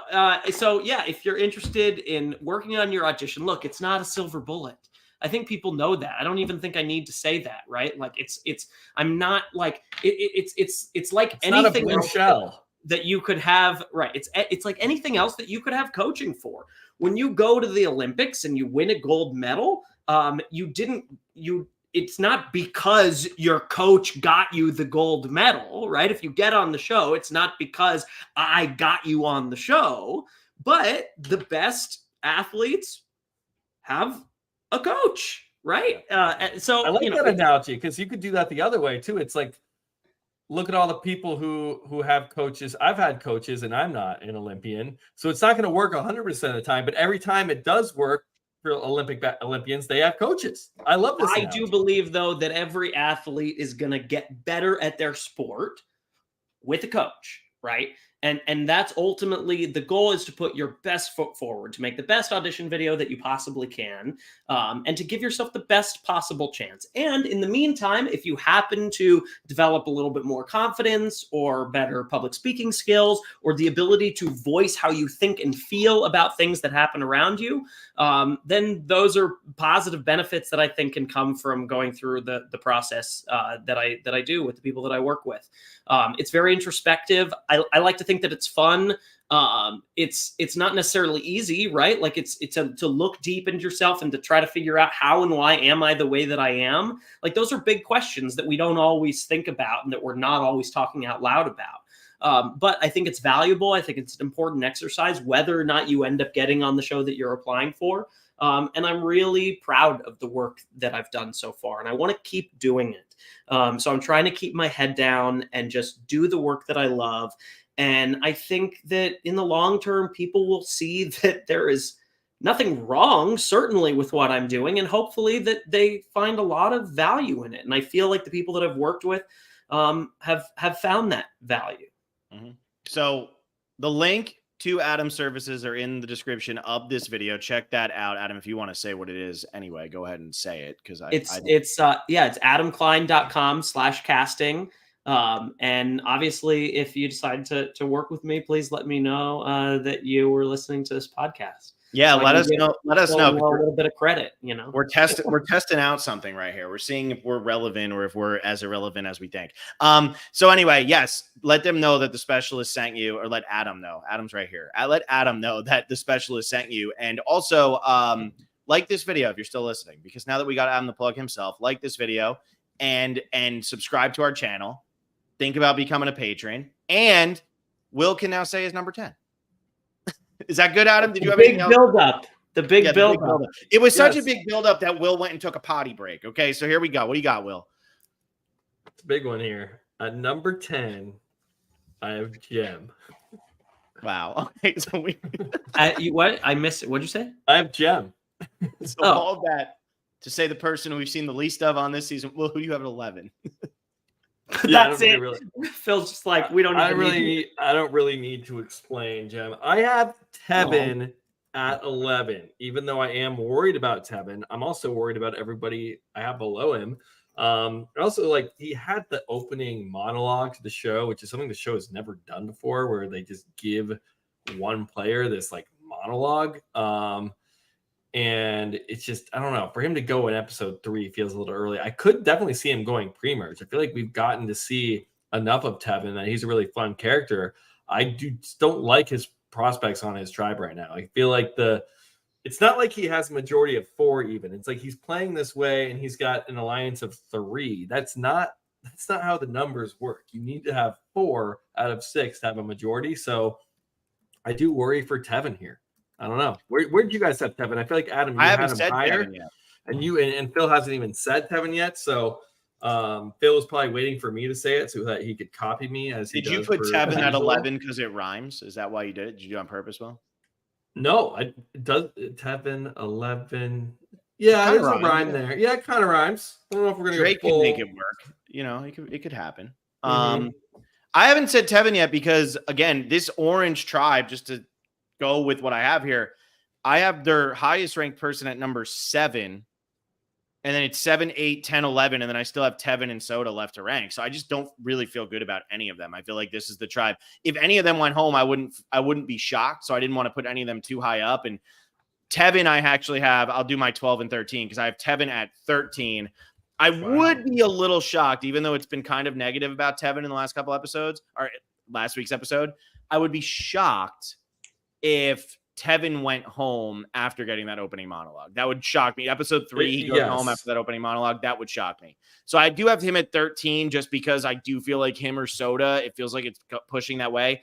And at 12, I have Will's winner pick, Tim.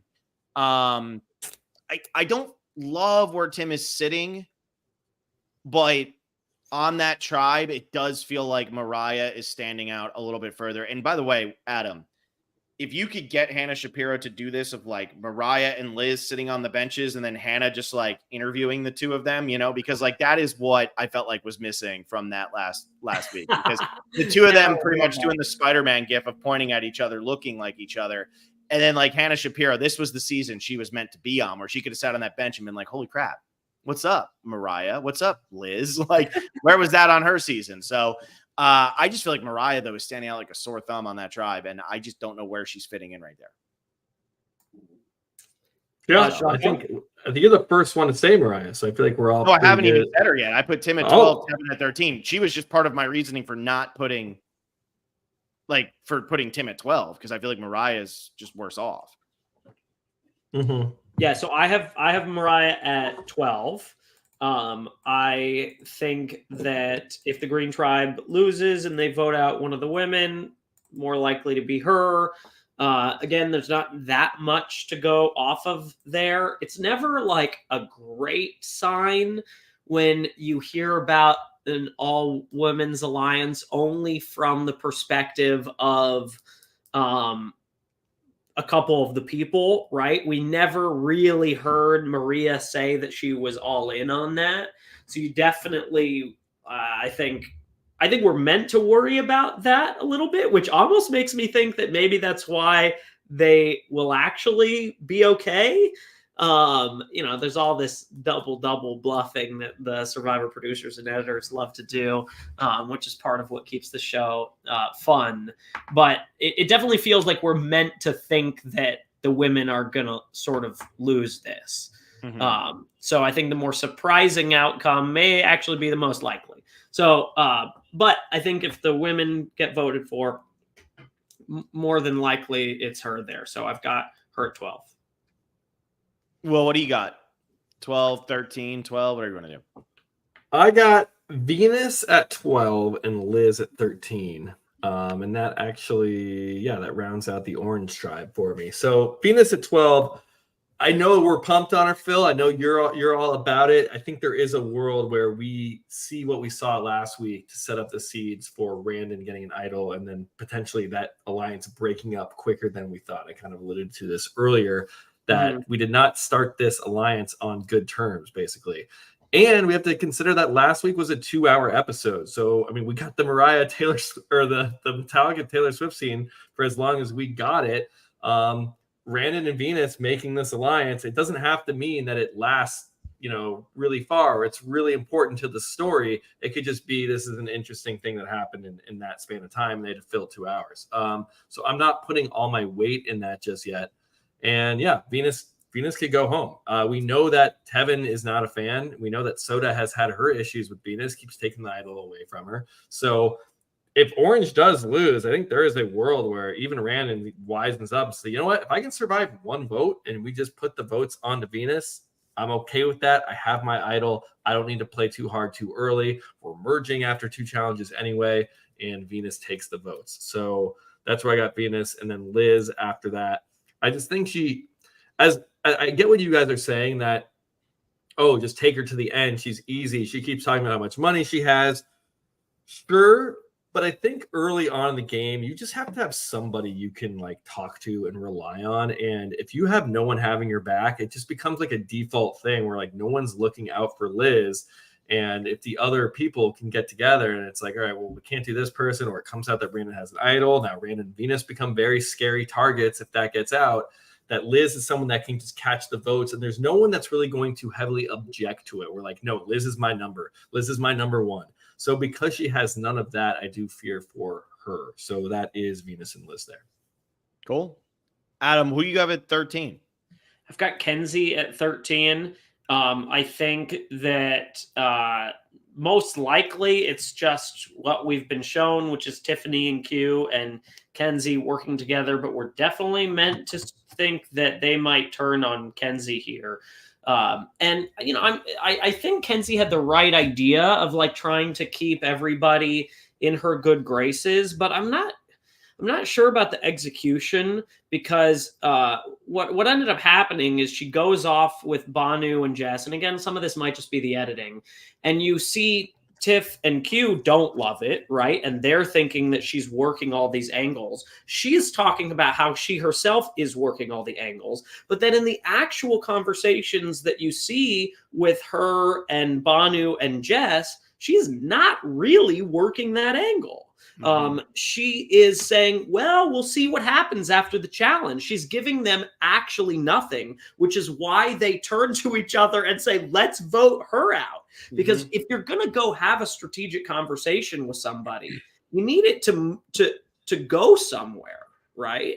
And the conversations that we've seen her have with people on the bottom are just, well, you're not out. Anything can happen. We'll see. But no commitment, no I got yous, nothing that signifies a trust building. But at the same time, she's losing trust with her actual allies because she's seen, having these strategic conversations with other people. But I don't think she's getting anything out of it. And I do think that she's having a little bit of trouble being inauthentic. I think she's really good at talking to people when she means it. And I think she's struggling to understand the part of the game that is talking to people and lying to them and being good at it, or at least keeping the door open. It didn't seem like she actually wanted to keep the door open with Banu and Jess. And that when she threw that out and they actually bid on it, she said, oh man, now I don't actually want this. And she didn't really know how to react to that. That's my opinion on that. Yeah. I mean, she's right that they didn't really bite onto it. She's like, down. They're not giving me anything. But it's like, because you didn't give them anything. Yeah. Like you can't just expect that like they're just going to want to go with the first person that they talk to when you're not giving them any information, at least from what it appears like. Again, it could all be editing, but it appears like she's in the power position, right? And so yes, they need to come to her, but she can't sort of lord that over them and make them feel powerless. And I feel like that's kind of what was happening. So I don't know that she's got any friends in Banu. And if Tiffany and Q decide, let's just cut Kenzie because she's more dangerous, Banu, I think, will for sure go for that.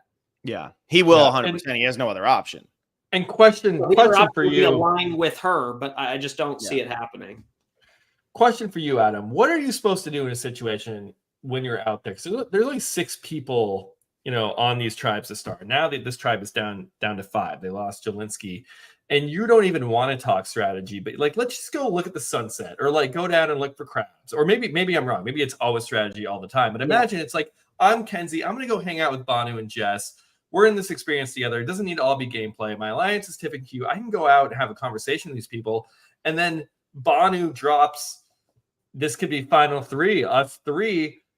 What are you supposed to do? Because you don't want to give them nothing and say, oh, no, sorry, guys, like, no way. But you don't want to be like, yes, let's do it. I've been waiting for this. Like, how do you even, like, toe that? Like, what's the thing that you do? And, I mean, even if it doesn't come, I just feel like you're in such a tricky spot because you can't give nothing, but you can't give too much. You give too much, you're playing too hard. If you give nothing, you're showing your cards. So I find that Kenzie was just in such a tough spot here, as bad as it looked. It was just like, what's the right answer? You choose where you go when you go on walks, and I know where that location is, and it's far from camp. Not really, but as far as camp goes, it's not that big. It's definitely a little bit of a walk to get out there. You are taking yourself away from camp for sure. And so, yes, you're in a tough position once you get there, but you don't necessarily need to put yourself in those kinds of positions. So that's the answer. You really need to be that aware of just like going down to the beach, going down to the rocks. What Drew did last season, which I think a lot of people were like, what is he doing? But this is sort of my style, is, somebody, he was very upfront and honest with Brando, where it's like, I don't know if that really makes sense for me right now. And in front of other people to show, hey, look, I'm with you, right? Mm-hmm. I'm with you, Emily. And that's how you build really strong alliances, by saying, look, I don't have other options, right? I'm with you. And sure, you could get turned on and you could get burned. But right now, Kenzie has the numbers. And if she can stick with those 2 and spend more time with them, and if Jess and Banu freak out a little bit, like, you could, as I just think it's better to stick to the numbers there and not let yourself be in a situation where you're separated from the 2 people that you're actually loyal to, and allowing them to talk about you and spending time with people that you don't want to commit to. Right. So maybe if you're going to go down to the beach and it's with Jess or Banu, like maybe go with one of Jess or Banu and Tiffany or Q with you. And it's like not isolating you completely from your alliance. Yeah, I think it's a little scary to be the one being seen with the minority. And look, there is, time out there, and so you can't control who you're with every second of the day. But like, for example, the first vote of Winners at War, I knew that Boston Rob was the key to me surviving. He was the only one that was going to be willing to move a target from me or Denise to somebody else, because he's that type of player. And so I attached myself to his hip. I wanted him to know that I am with you. And I haven't even had a chance to talk to anybody else because I've been with you the whole time. And whatever you got going on, I want in, right? And I'm loyal to you. And have Natalie and Jeremy done that with you? Hell no. So why are you going to vote me out over them? You're not going to. And I think it saved my ass. That's a good answer. You find the power. I've always said this. I've always said this when it comes to pre-merge. Find the power center of the tribe and don't fight it. Yeah, which right now, Tiff and Kenzie seemed like, is she fighting that a little bit? I don't know. Latch on, show that you're loyal. It is way too early to be showing that you are keeping all your options open, right? Yeah. I mean, I get that it's a tough situation, and you could say, oh, if she got voted out because the other two played an idol and they voted her out because she wasn't giving them anything, then you could Monday morning quarterback and say she should have talked to them more. But, you know, in the grand scheme, I think you're going to be better off sticking to the people who are in control, who have the power, who have the idol, and showing them that you're 100% in. All right. I'm going to finish out my power rankings after that. And it's going to be 3 people who don't have power and don't have idols and don't have anything. Normally, I would do this based on, I'd put at 14, the tribe I think is less likely to go, like least likely to lose. But in this situation, I feel like there's a clear person going from purple and a clear person going from green. So even though I think that green has a better chance, a lesser chance of losing than orange, I'm actually going to put Mariah lower than Soda because I think Soda is less likely to be the boot from her tribe than Mariah is to be from her tribe, if that makes sense. So I'm going to put Soda at 14. I'm going to put Mariah at 15, and I'm putting Banu at 15 or 16. I feel like Purple's going to lose again. I feel like they're in St. Cliffo says Adam is so freaking smart. Sheesh. He is. There you go. Throw that in there. He is. Adam knows this game like the back of his hand, and he learned it from listening to Will and I talk. But I think Soda. I think Orange is a better chance of losing, but Soda, Tevin, Venus, Randon, any of those 4 could go home. If Green loses, it's either her or Tim. And if Purple loses, I just think it's Banu. I said that when I put Kenzie at 4, not 5. Put her at 4. No, actually, I put her at 5, not 6. Sorry. Put her at 5, not 6. I did that, and I just think that's where I'm at. So Soda's my 14, Mariah's my 15, and Banu is my 16. Will, why don't you end yours, and then Adam can tell us his last, because he still hasn't said Ben yet, which is just like, it's just hot takes for the sake of hot takes just aren't fun, Adam. Come on. Wait, he hasn't said, you love my hot take. What yet? He hasn't said what yet? Ben. Oh, I love that. I mean, Adam's smarter than us. That's what we're hearing. So no, I'm always wrong about this shit. I fear for Ben now. Okay, I've already said Liz at 13, so I have 14, 15, 16. I'm going to go Mariah at 14, and I'm kind of with you, Phil. I feel like if that tribe loses, she kind of looks like the obvious vote. But then Purple, man, if Purple loses, I have Kenzie all the way down at 15, and I have Banu at 16 because I see a world where Kenzie goes here. I really do. I don't know how you have her up at 5 or 6, wherever you said, Phil, because it seems like her game is already crumbling. It's already falling apart. We just had this conversation about how she should have handled the speech scene. She's playing too loose. And Q does not trust her. And I think Tiff, again, is closer to Q than she is to Kenzie. And Banu, as much like negative things we've seen from him, and he gets a lot of like always too emotional or whatever, he still is playing hard to win the challenges. He seems like a pretty loyal guy. He doesn't seem like he's scheming or going behind people's backs. Like he's somebody you're like, Banu, we can keep around. He's not really a threat to our game. So and if you keep him, he is so feeling like he's going to go home that if you keep him, is he overwhelmingly grateful? I think the biggest he's indebted to you. I feel like the biggest concern, I agree with that he's indebted to you, but I think the biggest concern is that Banu is still a wild card. He could say anything at any time and blow up your whole game. Yes, and that's why I do have Banu at 16 and Kenzie at 15. But for me, kind of a toss-up. Like, it really is. It's close for me. I do think they're going to lose again now. I really do, which is just, it's sad. I would love to see one of these other tribes go, but I mean, maybe now that Jeff's gone, they can somehow eke out a win and we see one of the other tribes go. But I really don't know. I feel like it could be, honestly, I could see a lot of people going home. Like if Hunter randomly went home, it wouldn't be the craziest thing. And I have him at 6. Like, this is a really tricky week. So, Adam, on to you, buddy. All right, here's my big mic drop. Ben at 14. Okay. And here's why. Yes, we have seen nothing but positive Ben content. There was a whole thing in the first episode, a whole montage of everybody on his tribe saying how awesome Ben is. Where is this story going? Right? Is this going to build to him being the winner of this season? I don't think so. It's a little early to be saying, wow, this guy's the best ever. I mean, maybe, but I think more likely episode 2, we've seen everyone say, oh, Ben's the best, Ben's the best, Ben's the best. Now we see him being the best.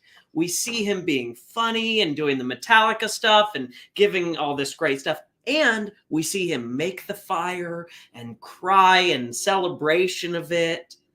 The dude is a walking target of, we can't let this guy get to the end. And I know it's really early to be thinking about it, but these people came to play. And if the women and Charlie get the upper hand here, who are they going to see as the bigger threat? I think they're going to see it as Ben. They're going to say, everybody loves this guy. And if we let him, he will run this thing and take it away, right? Whereas Tim, maybe we can, we don't have to worry about what he's capable of, because one of them is going to be blindsided and one of them is going to go home. And so who do you leave in the game blindsided? Are you going to leave the person that everybody loves so that they can just flip on you immediately in a swap and go with everyone else because they're going to get along with everyone else? I don't know. I think maybe you just cut that person right then and there and hope that Tim can't do much about it.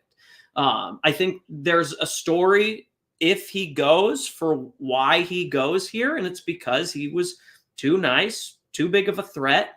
And if you look back and say, what could he have done differently? You don't need to be the one to make the fire and have a big moment. I've said that always. Don't ever be the person to make the fire. Right now Why you have would Ben do that? and Soda in your bottom 3, and they both made fire for their tribes, Adam.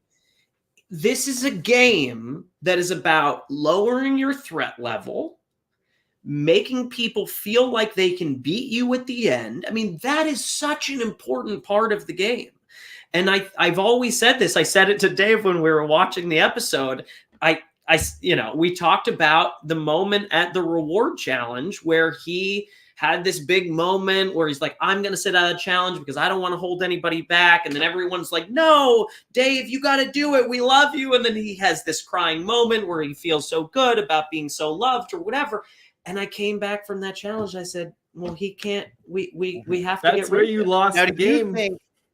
Let me ask you this. Do you think, though, it helps Ben? And I'm being sincere because obviously I had him at number 1 and Will's going to troll, but this is a sincere question. Do you think it helps Ben that he is more of a character? That's how they're viewing him. They're viewing him as a character. They're viewing him as, I don't think they're viewing him as a threat, as a strategic player in this game. They're viewing him as, he's the vibe guy. Yeah, he made fire, but he's, can't start a fire without a spark. He's getting his Bruce Springsteen quote in while he's making fire. Do you think that is helping him? Because down the road, Maria and Charlie can say, okay, great, everybody loves Ben, but he's like Cody. He ain't getting the final 3. There's no way, no matter how much they like him.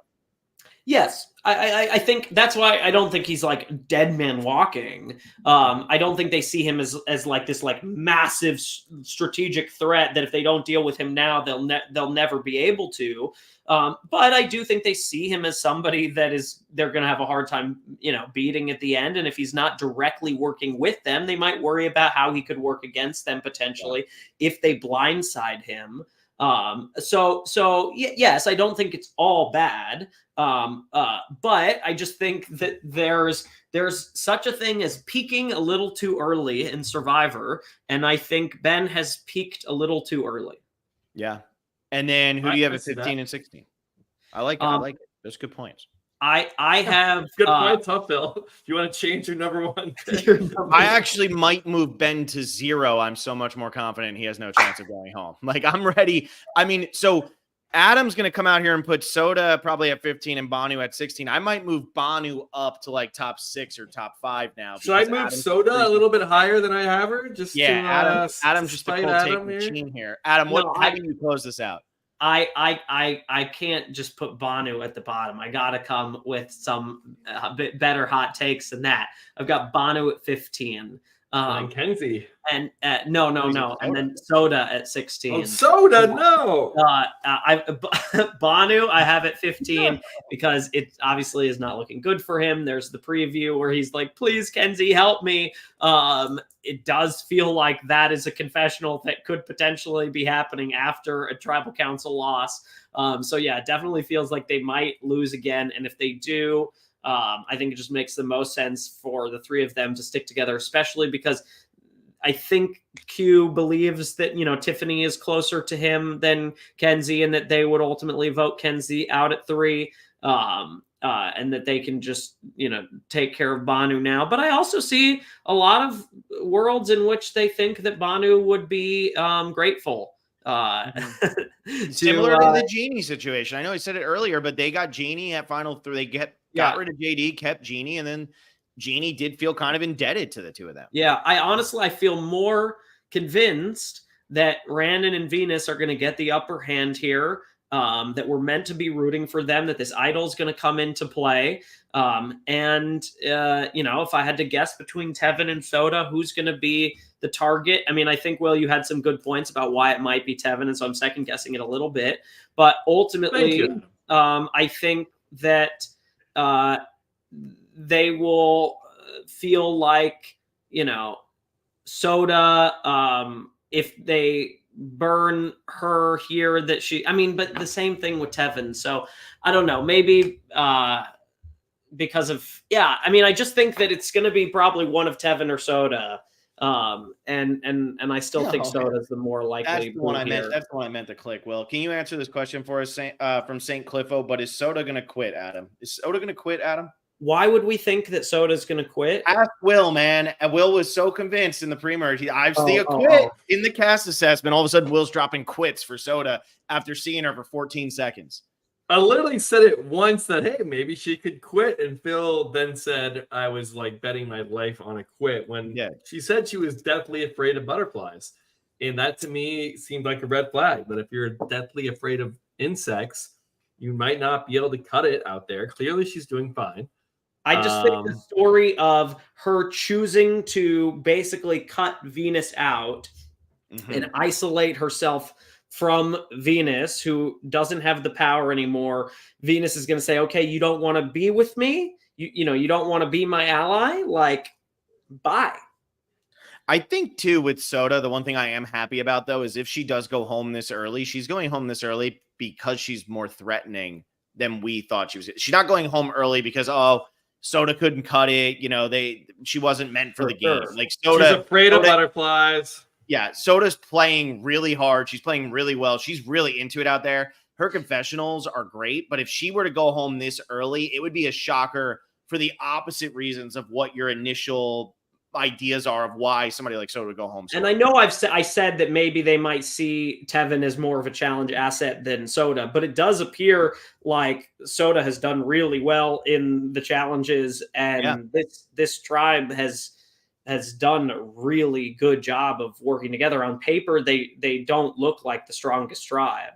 Yeah, I think Soda could get herself into trouble too, because we saw it on the mat and everything. Like, she wants to get her one-liners in. She wants to get her quips in. And that might actually hurt her, where she pisses somebody off that was on her side and they say, maybe I can't work with Soda. Maybe she's going to be just too. Well, that's what I'm saying. I think has sort of already happened with grabbing the idol, with, picking little, making a big case for yourself and saying a lot early on. It's similar to Ben, right? She is taking the spotlight and soaking it up, and I don't think that's great survivor strategy, even though it's fun to watch on television. It's very tempting. Obviously, you're on television to be the big character, to be the big star of the show, but it just puts a spotlight on you and it makes you a potential target. Yeah. All right, Adam. Well, the next time we have you on the podcast, we're starting at noon Eastern, so I can get to bed by midnight, because now it's for me now it's Monday. It's Monday morning, so I'm wrapping this up. Oh, it's past midnight. Boo-hoo. Yeah, dude. Some of us work. Will, you don't even work. So yeah, I know. I knew that would get Will to shake his head and be mad, because Will's like working like 24 hours a day. You know, he's big man over here.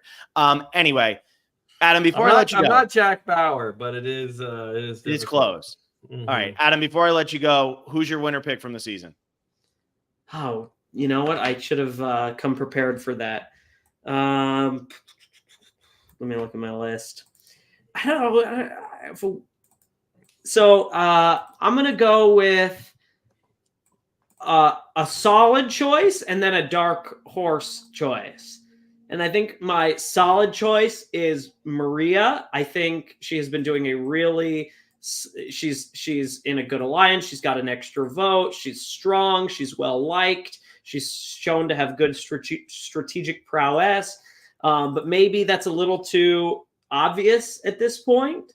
And I feel like Randon could be a dark horse pick, actually. I like it. His chair. I like it. Number 5.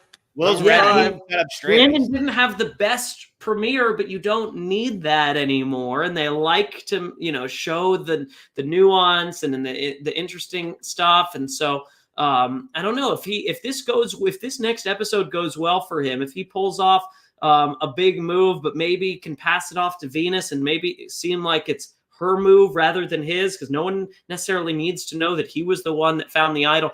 If he can keep his threat level low with this and stay under the radar and maintain, maybe he doesn't even need to vote with Venus. Do you know what I mean? There are ways to play this where he can have a really strong ally without anybody knowing about it. And if he can pull something like that off, he could be in a real good spot. If he does a big move or he plays the idol for her and he says, I'm not letting you, then he's going to have a much harder time making it to the end and winning. But if he can keep a low profile and pull a move here, I think he's got a shot. Love it. All right, you heard it here. So it's either going to be Maria or Randon, according to Adam. Will not looking so silly anymore. Thank you, everybody, for listening. Adam, thanks so much for coming on and making this a feature-length film on Oscar night. I love that. Thank you. This was nothing. We only went 2 hours. I know. This is actually one of our shorter podcasts. We had 16 people to rank and a very important commercial break. We had more people to rank than people watching this episode. So that is good. Don't do that. That's not true. We'll have to shut that. What are we at? Over 40? We did hit 40. We're good. We hit triple digits, Adam. We're here. But thank you all so much for listening. Patreon.com/thespecialist. Will and I putting out a whole bunch of content. Me and Blake are putting out casting stuff every other Wednesday. Will and I did the Survivor Rock Draw. We talked about the butterfly effects in Survivor history, and that was like our best TikTok ever. So good for us. But if you want to actually listen to that, go check out our Patreon. It'll tell you the different tiers, what you can get. Everybody who becomes a patron at the lowest level or higher, doesn't matter. You can jump in our Discord. You can have conversations about Survivor, Big Brother, Amazing Race, which come back Thursday, and I'm podcasting, movies. John and I are doing an Adam Sandler bracket tomorrow as part of our cinema specialist stuff. We thought that would be fun since it's March, so check that out. We have a whole bunch of stuff going on all over the place, whether it's Patreon or on the YouTube channel. We're having a lot of fun with it. So make sure. Murder mystery, underrated. Murder mystery, underrated. Yes, Will, there you go. Murder mystery for Adam Pixels. Sandler. Pixels also underrated. That movie rocks, huh? All right. Anyway, so thank you all for listening. Check out Adam's site if you're interested in some casting coaching. Let's do I wasn't necessarily planning on doing this, but if you made it all the way to the end of the podcast, let's do a 24-hour Phil and Will flash sale.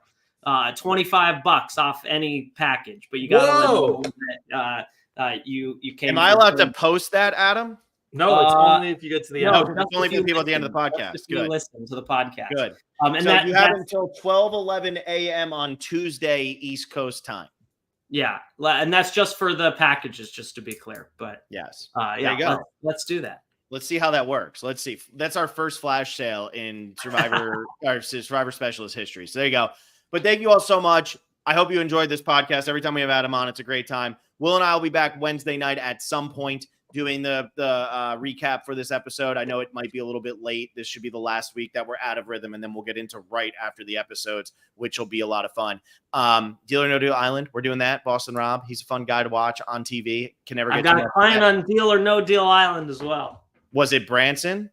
I'm not saying. Okay, hopefully it wasn't Branson because he went home first. But yeah, so we're doing everything every night this week except for Friday. Wow, you got someone on Deal or No Deal Island. That's impressive because there's only like what, there's 13 people started on that show, so that's a small. And it's group. Not Boston Rob. Boston Rob is not. I was gonna say that's cheating.